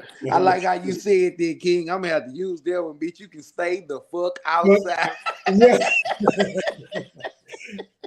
I'm gonna have to use that one, man. I mean that wholeheartedly. Straight up. But you know, it be crazy to me, man, to hear these women talk, because every time I hear them open their mouth, it just goes to show you how little they understand men. And men ain't that hard to grasp. You know what I'm saying? Most men are very simple brothers. You know what I'm saying? We not that hard to grasp. And I notice they always want to try to line up the two. You know, what a woman looks at as the perfect catch as a man, that she look at this man and she, you know, put all of her pros and cons in one box or whatever, and she say, okay, you know what? That's the perfect man to me. That is the total opposite of when a man looks at a woman, what he's lining up in that box. And they think we lining it up like how they lining it up. Mm-hmm. You know, but at the end of the day, like Rich Black say, I don't give a fuck what you got. You see what I'm saying? And they thinking like, oh, they gonna line it up with us. Oh yeah, I'm having this. I'm bringing this to the table. Man, I don't give a fuck about none of that. You know what I'm saying? A man want to be taken care of. He got certain things that he need a woman to do in order to get things done to run a house. Because a house is like a form of a government. You see what I'm saying? A house is a form of a government. And in the government, everybody has positions. We got working parts. You know what I mean? It's a team. You know what I mean? Everybody can't be the coach in this motherfucker. Somebody got to be the wide receiver. Somebody got to be the quarterback. That's how you going to get things done. And until they start looking at it like that and playing their position, man, they not going to be wife material. They not going to be no type of material because they not setting themselves up to be there. They want to compete with the nigga. This shit is weird. Yeah. Shit is weird. Okay, hold on, y'all. Rich, fix your mic. That's why I was muting you, because there's some feedback and I didn't want to mess up what he was saying. So that's cool. That's cool. I don't know why it's getting feedback, but I got you. You got like more than one thing on, or? No. I don't know what it is. Yeah, because when any one of us talking, we hear that feedback. It's loud. Okay. But go ahead. You can go and rebut as long as we're not talking. Then you're good. I've seen you wanted to respond to what Trust was saying. No. I just agree with him. I'm just I did. Sir Enard. Exactly what Trust said is the very reason why that bitch don't want to listen to October London in your car. Exactly what Trust said. Straight up. Because they trying to be like us. They think they being like us by jamming Future, jamming all that hard ass shit. They trying to be like us. I'm a down ass bitch. I'm out here with my hoes. My hoes ain't hoes no more. They niggas now. They niggas, but it's really females. They not listening to October London because they think that we ain't listening to October London. They think that we soft if we like October London. And then we see the old nigga rolling with the Cadillac with that down and jamming on Sunday with his jack. Then they want to act feminine. They want to say, I'm look glad at this, you said that. Look at him. How much You see what I'm of the saying? current generation allows that behavior? Because you said old school in the Cadillac. Old school don't play that shit. We don't play that. You not even it's Sunday. You not finna come over the here whole and introduce yourself in an That's the main unladylike manner reason. to old school. That's the your ass main down. reason. That's the main reason you see younger girls going for the older guys, because they will romance them and show them something. Guys, when we was in school, and the girls our age, they didn't check for us. They checked for the older guys because we was more not what they was into. We was trying to fuck and do all that, but the old nigga gonna pick them up. He got that Al Green. He gonna take them to the room. He's showing them. An old nigga will show them young girls. So that's the catch. And like I said, you see these girls now, they got on more jewelry than a nigga. If I meet a girl, she got on all them big necklaces. I'm like, what the hell? You sell dope? What you do? What's going on? More You know what I'm saying? They more so tattoos. confused. Because the girls, when I grew up, they was ladies. They didn't do that. They wore little feminine pieces and shit like that. They wasn't trying to compete with the dudes because we wouldn't let them. But now generation, it's like the girls, they homeboys. You know, like they kick it. We didn't kick it with girls like that. Now, Rich, you know what I'm saying? When I grew up, if we went to get a girl, she know she was getting fucked. If she wasn't getting fucked, she was getting dropped back off. That's simple as that. It wasn't no Kenny G, no nothing. What you finna do? We finna go get a room? Okay, if not, boom. And it was good. But now, you know, these youngsters, they let their girls interact with what they do. You know, they take them with them when they hit licks and shit. I'm like, got your gal with you and you hustling? Yeah, no. Now, Rich, I want to edit one thing that you did say. Now, it just one thing. Everything I agree with you except one thing. What's that? These girls nowadays, they are not going for older guys. And matter of fact, y'all can test this. They think 7 years older than them is too old. They think for real. Well, I don't know what pond you fishing in, but I know if you got a bankroll and a decent conversation, they coming. Like they look at you as a sugar daddy. They're not trying to white. You got to remember. And I'm looking at them as a piece of pussy. I understand. I know that. I'm just editing what you said. These young women are not. They so fucked up. They're not actually looking. They looking for help. Don't let these hoes. All them hoes need help. They looking for help. They hollering at grandpa at the stove. They hollering at Uncle Ray at the corner. They hollering at anybody that they think they can get $2-3 from. I'm telling you. So it ain't even about that no more. Yeah, man. Yeah, I'm just saying. They need help. They out here struggling. Yeah. So you know now, they don't have a choice. Because they beating. Hey, because they beating these 22, 25-year-olds up. They beating them up.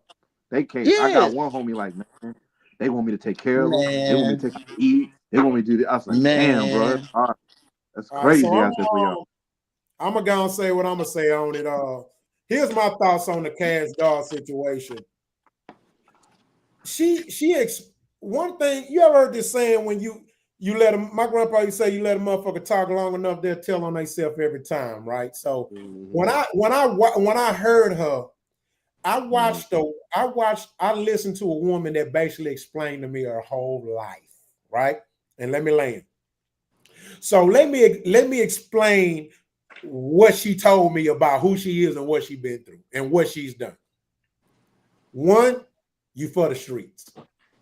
You basically told me that you've been you didn't fuck everybody.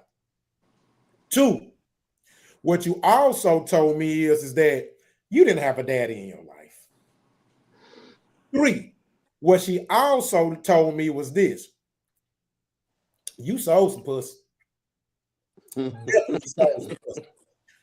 Another thing she told me. Every woman that sold some pussy, Rock, don't get that confused. I don't care who they is.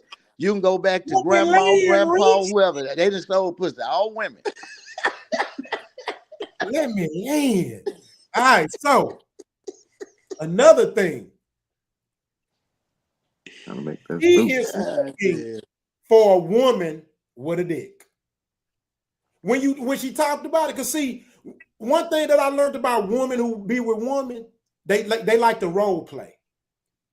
Sometimes they want the stud to act like a bitch because they tend to be controlling over the stud.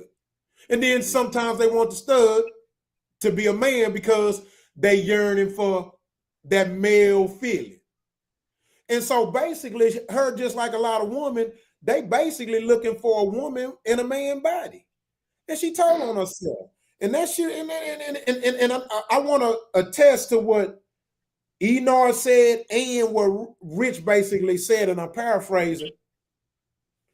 She can do what she wants. She can do what she wants. You for the streets, that's your job. That's your job. But I'm going to tell you another thing she exposed to me too. Because when she was saying about, yeah, you need to keep your own and get your own. And so if he leave you, that told me she want to be a hoe till she dies. She don't ever want to be committed to a man. Because see, to truly commit to a man, like Rich say, is marriage. But see, you not marriage material, so you ain't gonna never attract no husband because you don't want to be a wife. And so that's why you concerned about a nigga leaving you and leaving you high and dry. Because you don't never want to be committed to one. Because if your dumb ass had any sense or had any knowledge of being married, if you're married and he leave you, you get half, bitch. She don't even know how to count. And I'm bad at math. She worse in math than me.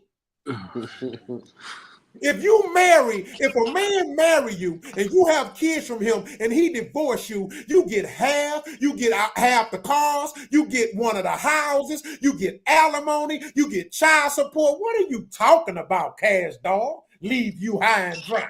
She want a pimp, Rock. That's what she want. That's That's why she said that nigga I will sit down for. And only pimping can handle her.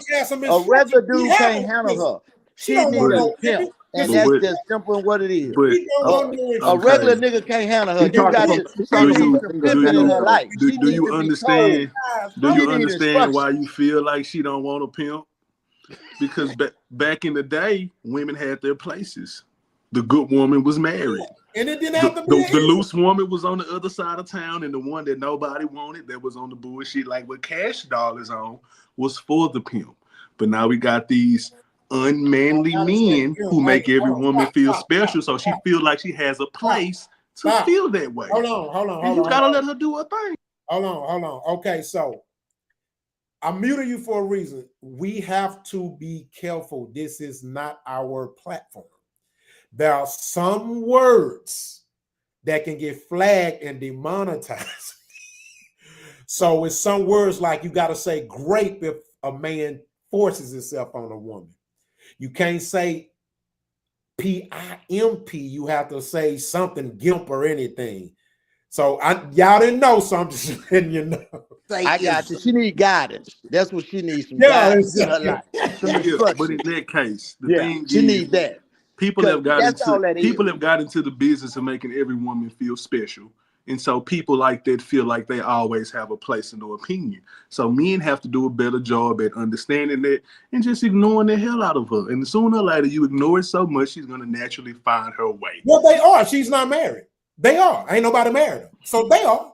Well, there it is. And then you just let her do her thing like we said before. That's why I said I agree with you and Rich. I agree with you and Rich. Like everything y'all said was dead on.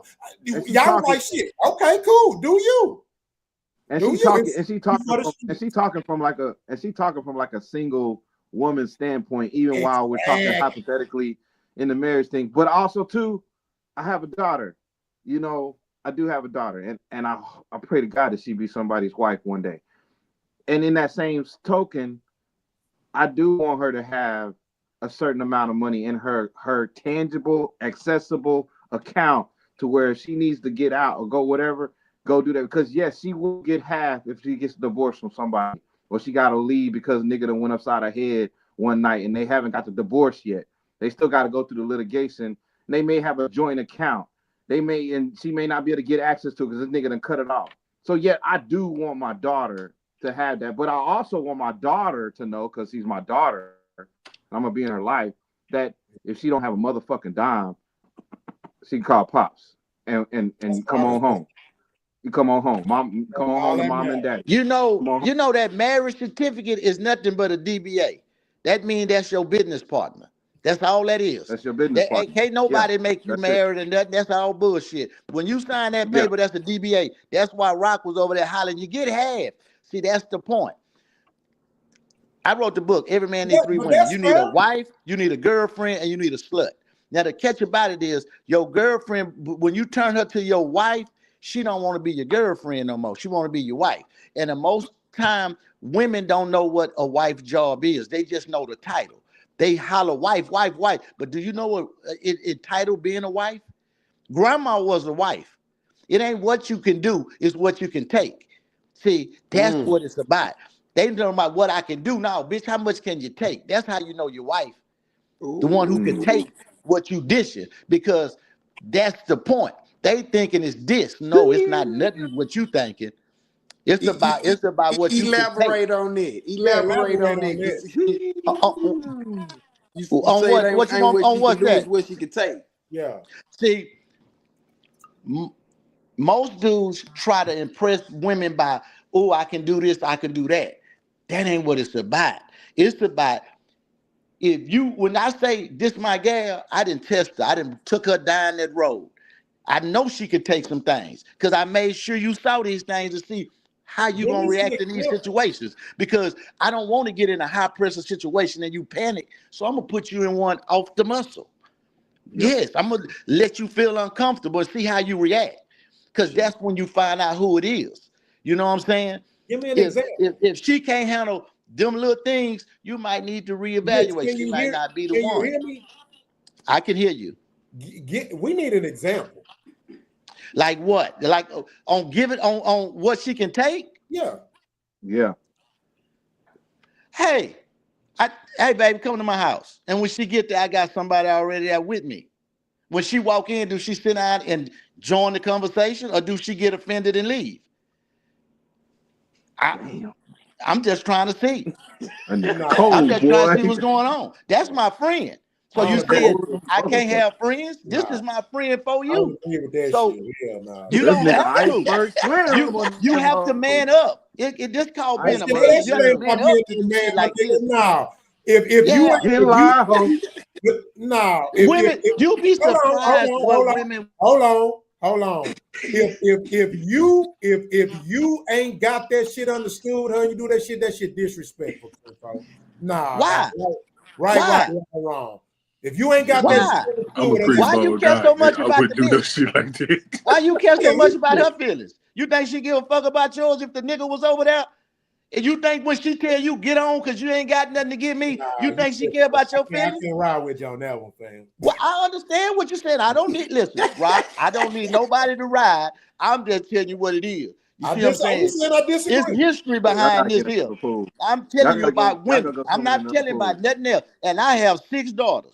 And I tell all women, I let them know, hey, this is what it is. Okay, that's all I asked you. I said, did you? If you ain't got that shit understood, no, that understanding come when it's revealed. When she in the situation.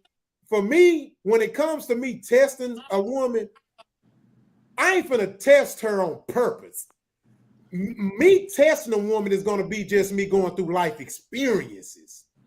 Cause to me, just purposely doing some shit to see what a bitch is doing now, that's kind of childish, fam. You know what I'm saying? I can't agree with that, kinfolk, but go ahead. If she coming around me and somebody there and I'm entertaining them and they my friend, I'm supposed to tell her to leave because she got there because she feeling uncomfortable? I mean, what kind of shit is that? I'm going to make myself uncomfortable to make another motherfucker feel comfortable when I'm having a good conversation with my homegirl that's already here, and I know she look good, and I know you're going to think we probably fucking, but we ain't, and we laughing to see why this bitch finna react. Because she knew she coming around. Hey, come on over. I'm over here, me and my friends over here chilling and, you know, woo-woo. You come and see that, oh, you got to come. I'm going to go. Okay, I know you ain't ready for this type. Go on, I holler at you. You still a little girl. Yeah, you still a little girl. You smell like pee-pee. See, that's what I'm saying. You got to get women. Quit these little girls. Go. That's why I say the situation for a woman, she going to handle that. She going to understand. Rich. I'm a man. If I come to your house and you got some random bitch there, I'ma think you're fucking the bitch. What you think your bitch gonna do? The fuck, nigga? That's her fault. Know who you dealing with. That's her fault. Cause if she tell me to come over and a nigga there, I ain't gonna say she fucking. If I'm getting the rhythm I need to get, I'm still cool with my situation. I'm just saying. It's just how you deal with it. You know? I'm just saying. I'm not compassionate about I probably the women. wouldn't test her in that manner. You know what I'm Yeah. saying? But I agree with setting up the test so you know what you got before you. Yeah, get you there. goddamn right. Yeah, You get down in the trenches and don't know what you got. Yeah, you wait till you in the crunch. You know what I'm saying? Especially if you outside, if you that type of guy, if you outside or something like that, and you get in the crunch and she bail on you or crumble under pressure, and now you stuck in the hot seat because you thought you had something you really ain't had it. So I'm down with putting a test in front of her to see what you got. That's just like, shit, when you go and apply for a job, they give your ass a test to see where you at. Can you do the job? So I'm down That's with the that. problem. Now They I get wouldn't these hoes call a her. I job wouldn't and they call ain't her even over and I got test. something else lined up, nothing like that. But I agree with putting it through the fire.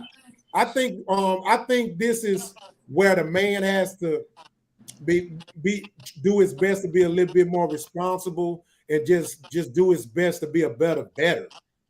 You know what I'm saying? Because one thing I know, there's a saying, actors only play a role when they shooting the movie. When they off, they themselves. So if you do the proper vetting, maybe ask the right questions. Of course, the questions is not enough, but they're gonna. One thing I know is experiences, life and situations is gonna help you find out the answer. I mean, I'm talking about something as simple as bringing a damn chick around your family. Hell, shit, one of your cousins will let you know, hey, that bitch ain't it. That ain't it. Yeah. You see what I'm saying? That's Like you can figure it out. It'll come out, like, before you get too deep in most cases. And then also in some cases it's really nothing you can do. Because I'm gonna say this is what I tell people all the time. I say I ain't never got my heart broke for my hoe. But you know what? You want to know who have fucked me up and broke my heart? A fake good girl. Ain't no hoe ever broke my heart. But a fake good girl, ooh. Yeah. I think that came from lack of testing, though. No, it did. Nigga, bitches be on game. Bitches be on Kinfolk, you here's what we got. We ain't got everything figured out. No, you see what I'm saying?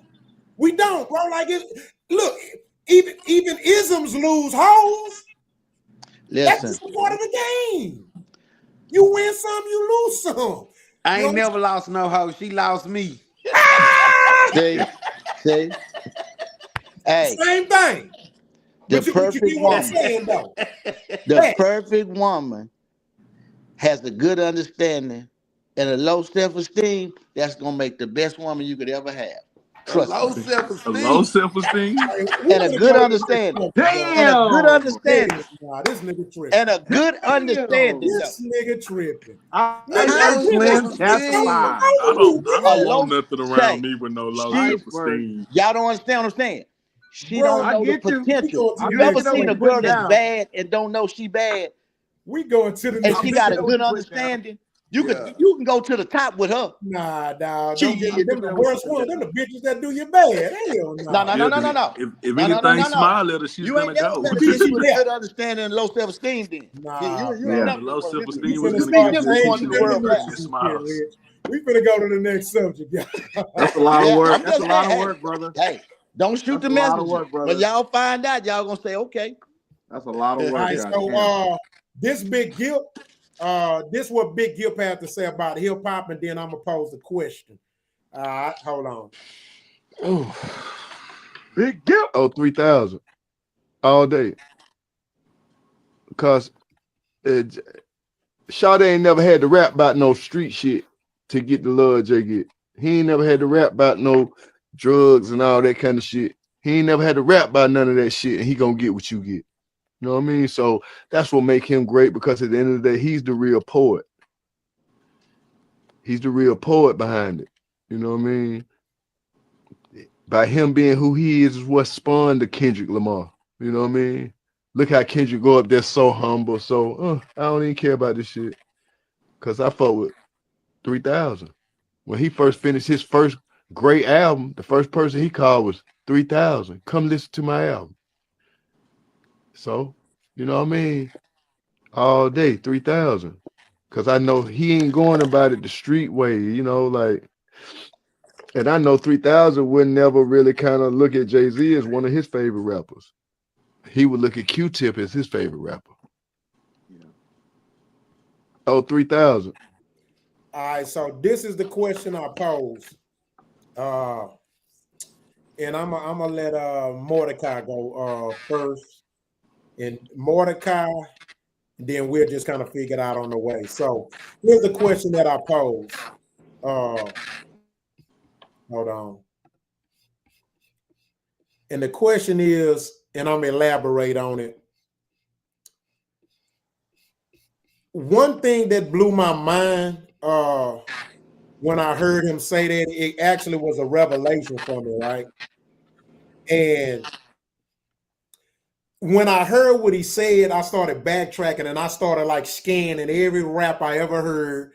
I started scanning all my favorite rappers' lyrics and songs in their head, right? And then I compared who's the greatest MCs based off me taking all the street, all the bars and songs about street shit, thug shit, killing shit, selling drug shit, and bitch shit. And kinfolk, you would be amazed at how many rappers fell out my top 20. That fucked me up. Because if you take out all of that, a lot of these rappers that we consider great ain't even great no more. Only a few of them still stand for, like example, like say Tupac, because Tupac got whole records where he don't talk about no thugging, no drugging, no girls, just straight hip hop lyrics. You got people like, again, like Q-Tip, you got Stacks 3000, and you know, you got a few, because other than that, most artists that do that, we consider corny, like Will Smith, no disrespect. So my question to you is do you agree with what Big Gibb said? And how would you view hip hop if you took out all the thug? And it's just for the sake of the question, right? We know it's not realistic, but how would you view hip hop if you take all the thugging, drugging, banging, killing, and I want to fuck you, bitch, out of it? Yo, go, Mordecai. How would I view it? It would be like this, no pun intended, it would be music to my ears, because it done slid so far down, you know, south node, man, low vibrational, and you can see what it's doing to the community. I mean, it's bleeding off into other races and everything because they copying it, right? And if they would go back to what, you know, the messages, that the subliminal messages and the outright messages, just sometimes you have to say it outright, and then sometimes you got to do it, you know, subliminally, to where your people, like your boy was talking about that code. You know, we don't speak in a code no more. When Kendrick went and did that thing, that's the only thing I watched. I don't even watch sports no more, but I just so happened I woke up and I watched that halftime show. I didn't catch all that shit because it was so moving so fast. And you know, we into the arts and whatnot, right? Stage. And so what I did catch is when they bent that background you got. See how they bent over like that? And they formed that American flag. That meant that, to me, it meant that that this country was built on the backs of those people, our people. But these execs wouldn't have known. They didn't know they paid for a worldwide protest. They didn't know they didn't know that They don't follow that shit. And if we get back to that, then you'll see the vibration changing in the community because it's all south node right now, man. It's south node. And we digging graves for ourselves as a people. So I kind of agree. Shit. Gotcha. All right. So Nord, what's your thoughts on it?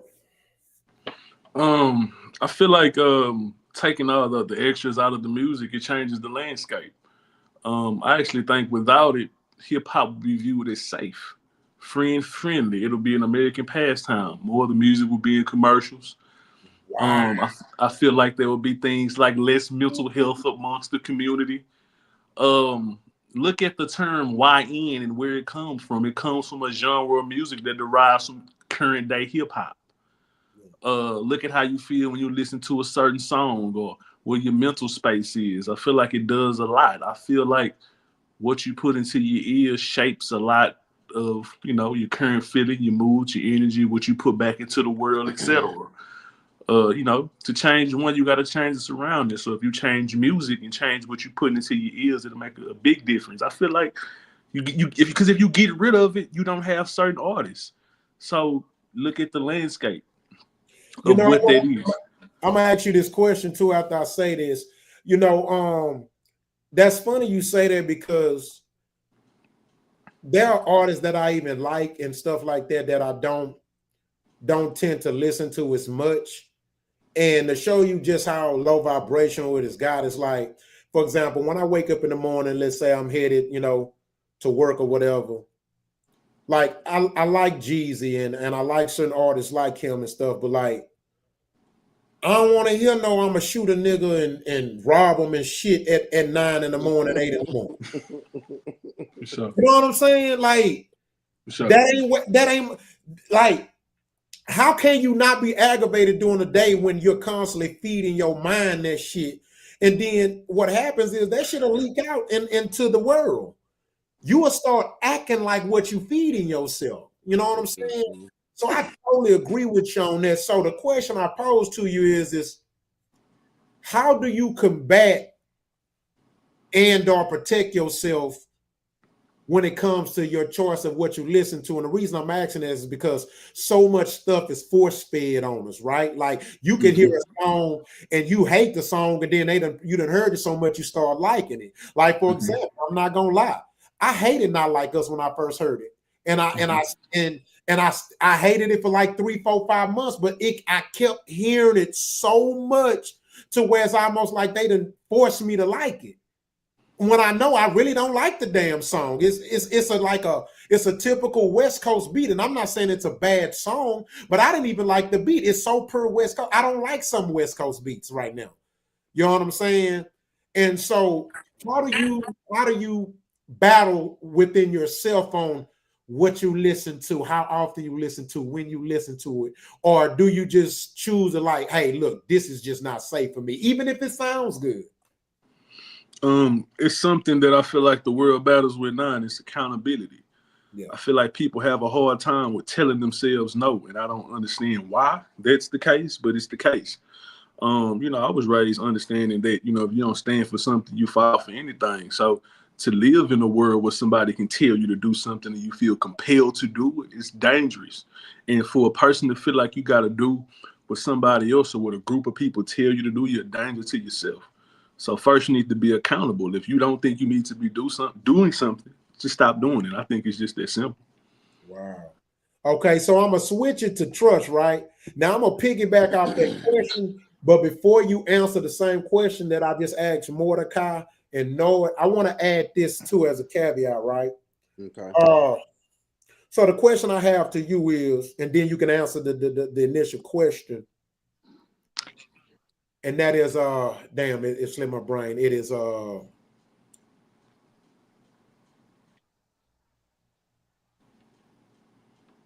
I got it. So the question I have to you is this. A lot of times it is so bad now to where people who are getting told people who are getting force fed some of this music, be it via streaming, be it via the radio station, it's so they've gotten so subliminally hypnotized to where if you tell them you're listening to what they're telling you to listen to, they'll deny it. So what are your thoughts on that, and what do you say about that? Because again, to a certain extent, we are getting forced a lot of this music that we're hearing, right? You know what I'm saying? So what's your thoughts on that? On the being forced the music, or them denying that we're being forced the music? Both. Well, on the being forced the music, I'm totally against that. You know, because I remember when boys was selling CDs and you could go platinum out your trunk. You know what I'm saying? Yeah. I come up around that era when boys go press up them a couple thousand CDs and they out there going hard. You know what I'm saying? So it wasn't nothing for you to get a hold to new music at that time. You know what I'm saying? The way they done structured the music game now, you damn near have to go through these people just to get your shit on the Spotify's and the YouTubes and all these things. You get what I'm saying? Yeah. They left you with no choice. The artists don't even have a choice no more. You know what I'm saying? So now if the artists don't have a choice, then shit, the consumer damn sure ain't got no choice. Because that means that the label is the gatekeeper on both sides of it. You know what I'm saying? So it kind of left hip hop in a fucked up place. You know what I mean? Far as people not wanting to admit to that, I just gotta say, you know, you being delusional if you don't think motherfuckers is feeding you what they want to feed you. You know what I'm saying? Because I grew up in a time, okay, I'm an 80s baby, right? I'm an 80s baby. So it was the time when you had NWA. You know what I'm saying? But if you just went on NWA, if that wasn't your vibe, you had an LL Cool J. You know what I'm saying? You had options, man. You know what I'm saying? You had options. Rap was so rap had so many options. Hold on, Rich. Rap had so many options at that time. You weren't forced it. You had gangster rap, you had dance rap, you had this kind of rap. You know what I'm saying? Nowadays, everything sound like gangster rap, but we just call it rap. Just call it exactly. Yep. We just call it rap. So you know what I mean? I think now don't get me wrong, I wouldn't want to just take all gangster rap out of hip hop because I feel like some people need to express that. Hip hop can be an outlet, you know what I'm saying, for some young brother who going through that or whatever at that some point in time in his life, and he using hip hop as an outlet. I get it. You know what I'm saying? But I feel like right now we're being force feed so much bullshit. You know what I'm saying? Even from the woman standpoint side of rap. You know what I'm talking about? If she ain't got her ass out, ain't nobody listening to that shit no more. You don't even hear it. You don't hear the UNIT ones and all that type of shit no more. You don't hear it. They're not gonna even sign them. Okay. Man, what? Yeah, man, that's real. That's spoken. All right, so Rich, I want to pose a question to you, and then you can answer that. Then you can answer the initial question that I've been asking everybody else. So before you answer the main question, let me get your mindset on this. So as we were talking about as far as the streaming that is going on, now we basically almost don't have a choice to how much we can sell our records for, and there really ain't an outlet as of yet because there's no new form of ways to listen to the music. So we went from CDs to MP3s to streaming. So what's your take on how they're ripping us off as far as not getting cents on a dollar? And how long do you think it'll be before a new way to listen to music emerges? Because as I know sometimes I would say oh, that probably ain't gonna stream, it gonna be around forever. But I can't say that because people thought vinyl was gonna be around forever. People thought cassettes was going to be around forever. People thought CDs was going to be around forever. No one anticipated that there was going to be a change in how we listen to music. So based off that, for the first question, before you answer the initial question, is what do you think about do you think that how long will it be, or do you think there will be a new form, a new way of listening to music that will make streaming obsolete? And if so, if not, cool. If so, how long you think it'll be before that happens? Right now, streaming is something working right now. It's collapsing right now because a stream, they steady trying to figure out how to make streaming into cash. And you really can't do that. And what they're doing is sliding the commercials in. That's how they're making the money. You listen to so many songs, they'll have a Walmart commercial or something. So right now they're commercializing it. So they're trying to tell you that streams equal sales. And we know like 1 + 1 = 2, not 1 + 1 = 1. So we know that's a messed up equation they got going with the streaming, because there's no real way to calculate what makes one record sell. And that's the problem with streaming. And that's the problem with music. People worried about how many streams, how many likes, how many this. We need to get back to original artists that really wanted to be artists. The people that was performing at the high school talent shows, the niggas that was rapping at the skating ring, the niggas that was out there on the corner doing it. See, they really wanted to rap. Now a nigga get $5 or $10, could go to the studio, make one song, and you're a rapper. No, that ain't how that work, because this ain't nothing you home. You know, we was talking about Michael Jackson them early. They was really crafting their talent. They really was original. Like Truth was saying, he was saying earlier. But not to get off the subject though, let's stick to the streaming. Do you think there will be a new way to listen? It's a way coming right now. It's a way coming right now. It's coming right now. And I think they're gonna sell, like when you make an album, they're gonna sell an equity. You'll be able to buy into the album. That's where it's going toward. Yeah, I heard about that. Yeah, they're going that way, and that way the artist could get a little money. So that's where it's going, because the big business, they got to make money too. And with everybody renegading, just throwing it out like this here, it ain't no control. Ain't nobody, really, because I heard a dude say this, L.A. Reid. He said that music is failing because we don't have no more music houses. He say everybody you talk about that was big, they was on Motown. Everybody that was big, they was on Def Jam. Everybody that was big, they was on LA Records. He said now you don't have that. And when you don't have that, you lose a part of the element that you didn't know you needed. And you need that because that's a structure. If you would have company that got a structure, you can go farther. See, because like right now, if Andre 3000 jump out here right now with some goddamn feather pants on and talking about bombs over bag, that shit wouldn't fly right now. Yeah. But back then, he looked the part, he sounded the part, it was original. We didn't question it. You know what I'm saying? We never questioned it. That was just Andre. The big boy was big boy. Because that's what I'm saying. We let individuality go. Now everybody say, oh, I'm gonna sound like 21. I'm gonna sound like this nigga. I'm gonna sound like Future. Or give me a this kind of beat. You know what I'm saying? That's why when you said you didn't like us, I was like, that's the most original thing that came out. And I don't know what's bad when a nigga tell you you not like us. I'm not like y'all. I'm definitely not.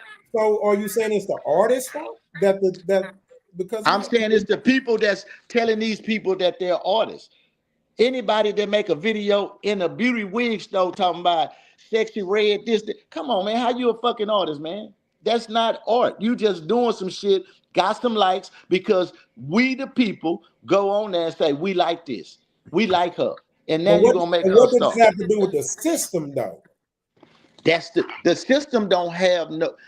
What I'm saying is, back in the day when you was with a certain label, the system would let bullshit out. They let us they let you get Jay-Z. They let you get a DMX. They let you get this here because the system was controlling it.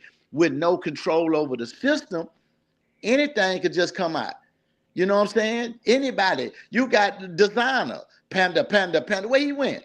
You got people that could come out with a hit and they put the machine behind them and they're getting all the money they can get and then they just throw them to the side. So that's what's happening with the art form. Ain't nobody sticking to what got us to where we was. So everybody is all over the place now. Everybody's doing everything they want to do. And that's called chaos. So it's gonna have to crash. And that's what it's doing now. That's why the women took over. It's no more men.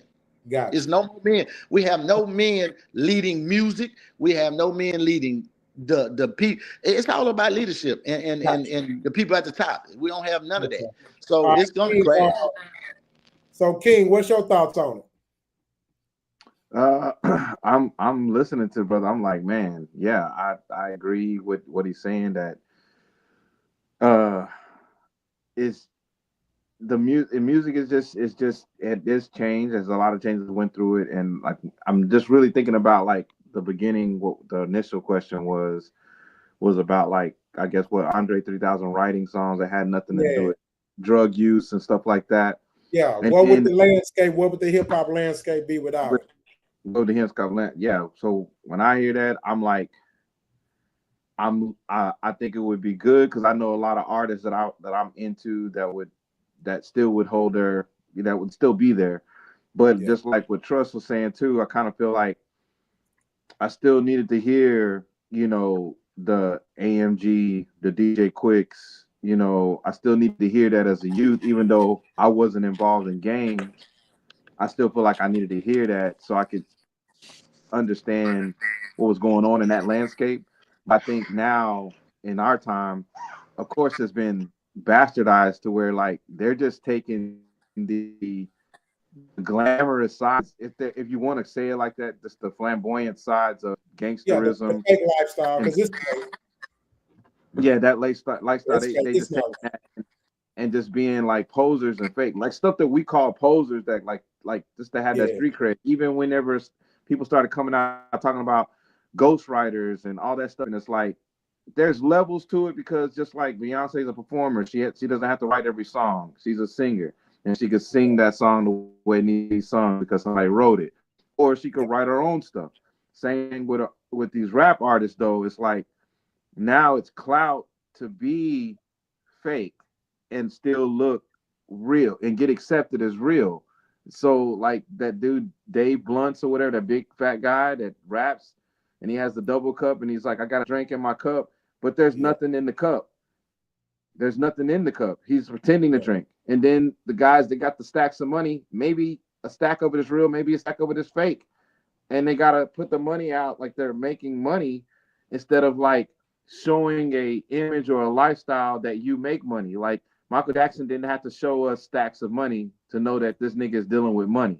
You know what I'm saying? Because he was being creative with how he displayed himself.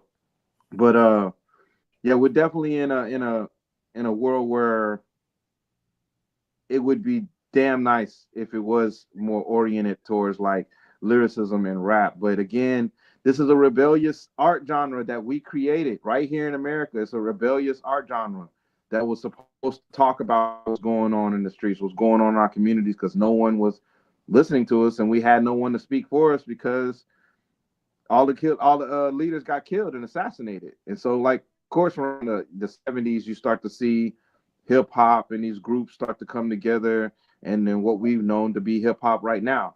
But it, like I said, I think it's all necessary in a sense. I just think that in these last 10 years, the gangsterism, the guns, the violence, it's gotten just bastardized. Everybody sounds the same. A dude from LA, dude from New York, dude from Houston, they all sound the same. They all using rap is a young man's sport too. Y'all gotta remember that. They're all using that I'm about to land a plane. They're all using that reverb stuff and everything like that on their vocals, and it's just heavy bass. And then the lyrics is about some drug use or depression or pill popping or some bitch or hold this and that. And we had that too, but we had a variety of other artists to listen to as well. So that's all I can really say. But I'm gonna land my plane right there. Okay. All right. Rap is a young man's sport. Remember that. So the youngsters, that's what they're really saying. If they shooting each other, that's what they're saying. Because like Truth said, when we was coming up, NWA, that was it for us. Gangster, smoking weed. I heard some guys doing what I was doing. And then I was running with guys that was rapping. All you was rapping about was really what you was doing. So when these youngsters talking about they shooting each other, they really shooting each other. They riding around with switches. They doing that. They raised up on Grand Theft Auto. Yeah, so no, they believe I that shit do real. believe That's the I do Grand believe Theft they Auto generation. I do believe They they really will shoot. doing it. I do believe they're really doing it. But And I'm not saying that's I had a right. chance to I'm talk just to saying. I had a chance to talk to some 14 and 15-year-old and 16-year-old rappers now, and the way that they were explaining their genre, their music, they said it from that word for word that it's based off pretending that you're doing these things and passing with I your was audience just that gonna you are say doing. that. Yep. Yeah.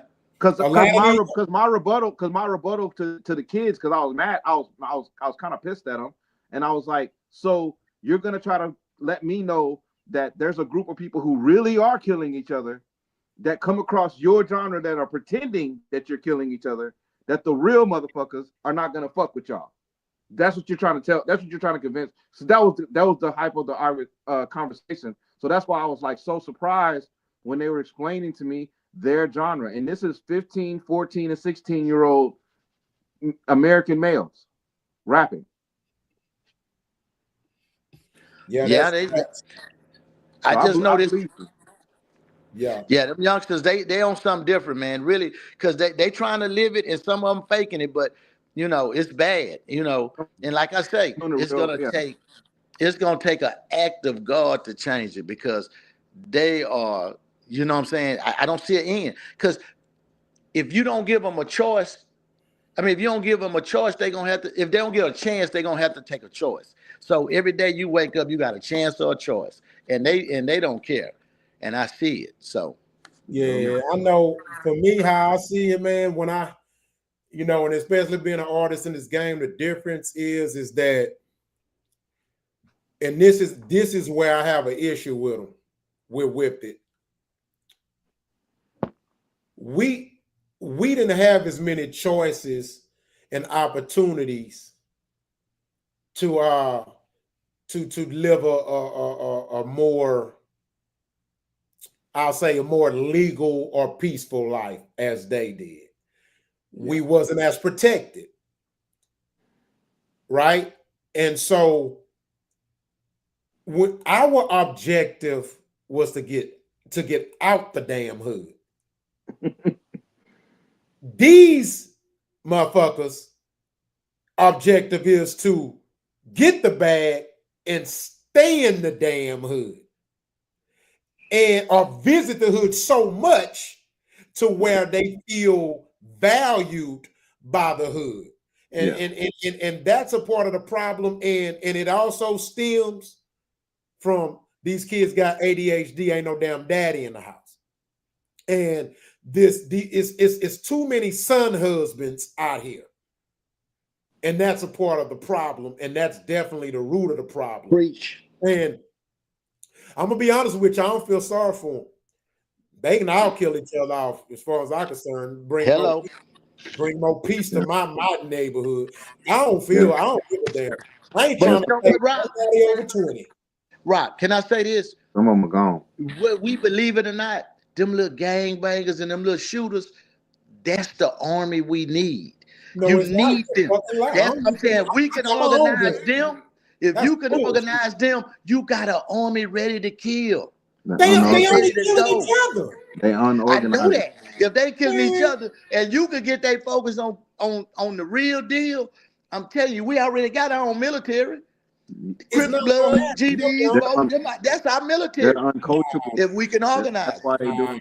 They uncoachable. That's the problem. There may be a selective few. There may be a selective few that will listen. Yes. But the majority, why they doing what they doing? Because they're uncoachable. And that's not an army you want. Trust me, I understand. I'm just saying. But if they were, they already in place. I get what you said. In every neighborhood, we got obsessed don't want performance, them. like the Black Because I Panthers get had what you but saying, they don't want Luka. them. We've been saying Let that. me We've been tell you saying who that need since to unite. we've been saying that since '98. I Yeah, get Yes. I Yes. get what you're saying. But Yes. right I'm now, really what true. we seeing, these motherfuckers is diabolical. Nah. Diabolical. Hey, That's hey, the perfect word. That's hey, the perfect word. hey, That is the hey, what y'all seen that meme where it said, ain't no gangbanger ever killed a Klansman? Nah, I don't want them in my army. Hell no. Hell no. They gonna shoot you, nigga. Yeah. I'm like, nigga, why you putting the gun on me? We're both Charleston White is right on some shit, and that's one of the things he said too. Yeah, he said that. I did hear that sucker I say that. wholeheartedly He said, believe that. yeah. Let them niggas die off. Let them niggas die. Oh, hey, guess what? When I see them little niggas, guess what? I'm just like them white folks in the other car. Lock these motherfuckers down. Let's get on. Because they dealing with a feminine energy anyways. That's why Yes, they are. That's why they Because make they was raised by their mama and grandmama. You're they're right. making bad decisions. You heard this Hey, saying? Rob, The most I appreciate it. I'm out. Okay, that's what's up. Appreciate y'all. All Thank right, y'all. what's up? You got to come on next All week, right. baby. All right, I'm about to appreciate get it, up y'all. out of here too, Rocky, in a second. All right, Yeah, what they say, the most dangerous nigga is a feminine man. Yeah, definitely. Definitely, yeah. We need that. We don't need that kind of army at all. No, not at all. That's not even an army. That's not even a damn militia. That's not even a renegade. That's No. I don't know what to call it. But Yeah. yeah, nah, I'm about to get up out of It here is what soon it too. is. This was Yeah, great. we're gonna get out of here, man. I want to appreciate you. Thank you, Mordecai, man. I hope to see you again. I've been trying to get you on the other ones, but I know you're busy. So yeah, been ripping and running, baby. All right, appreciate it, man. It was nice meeting y'all, and hey, we'll do it again. That's what's up.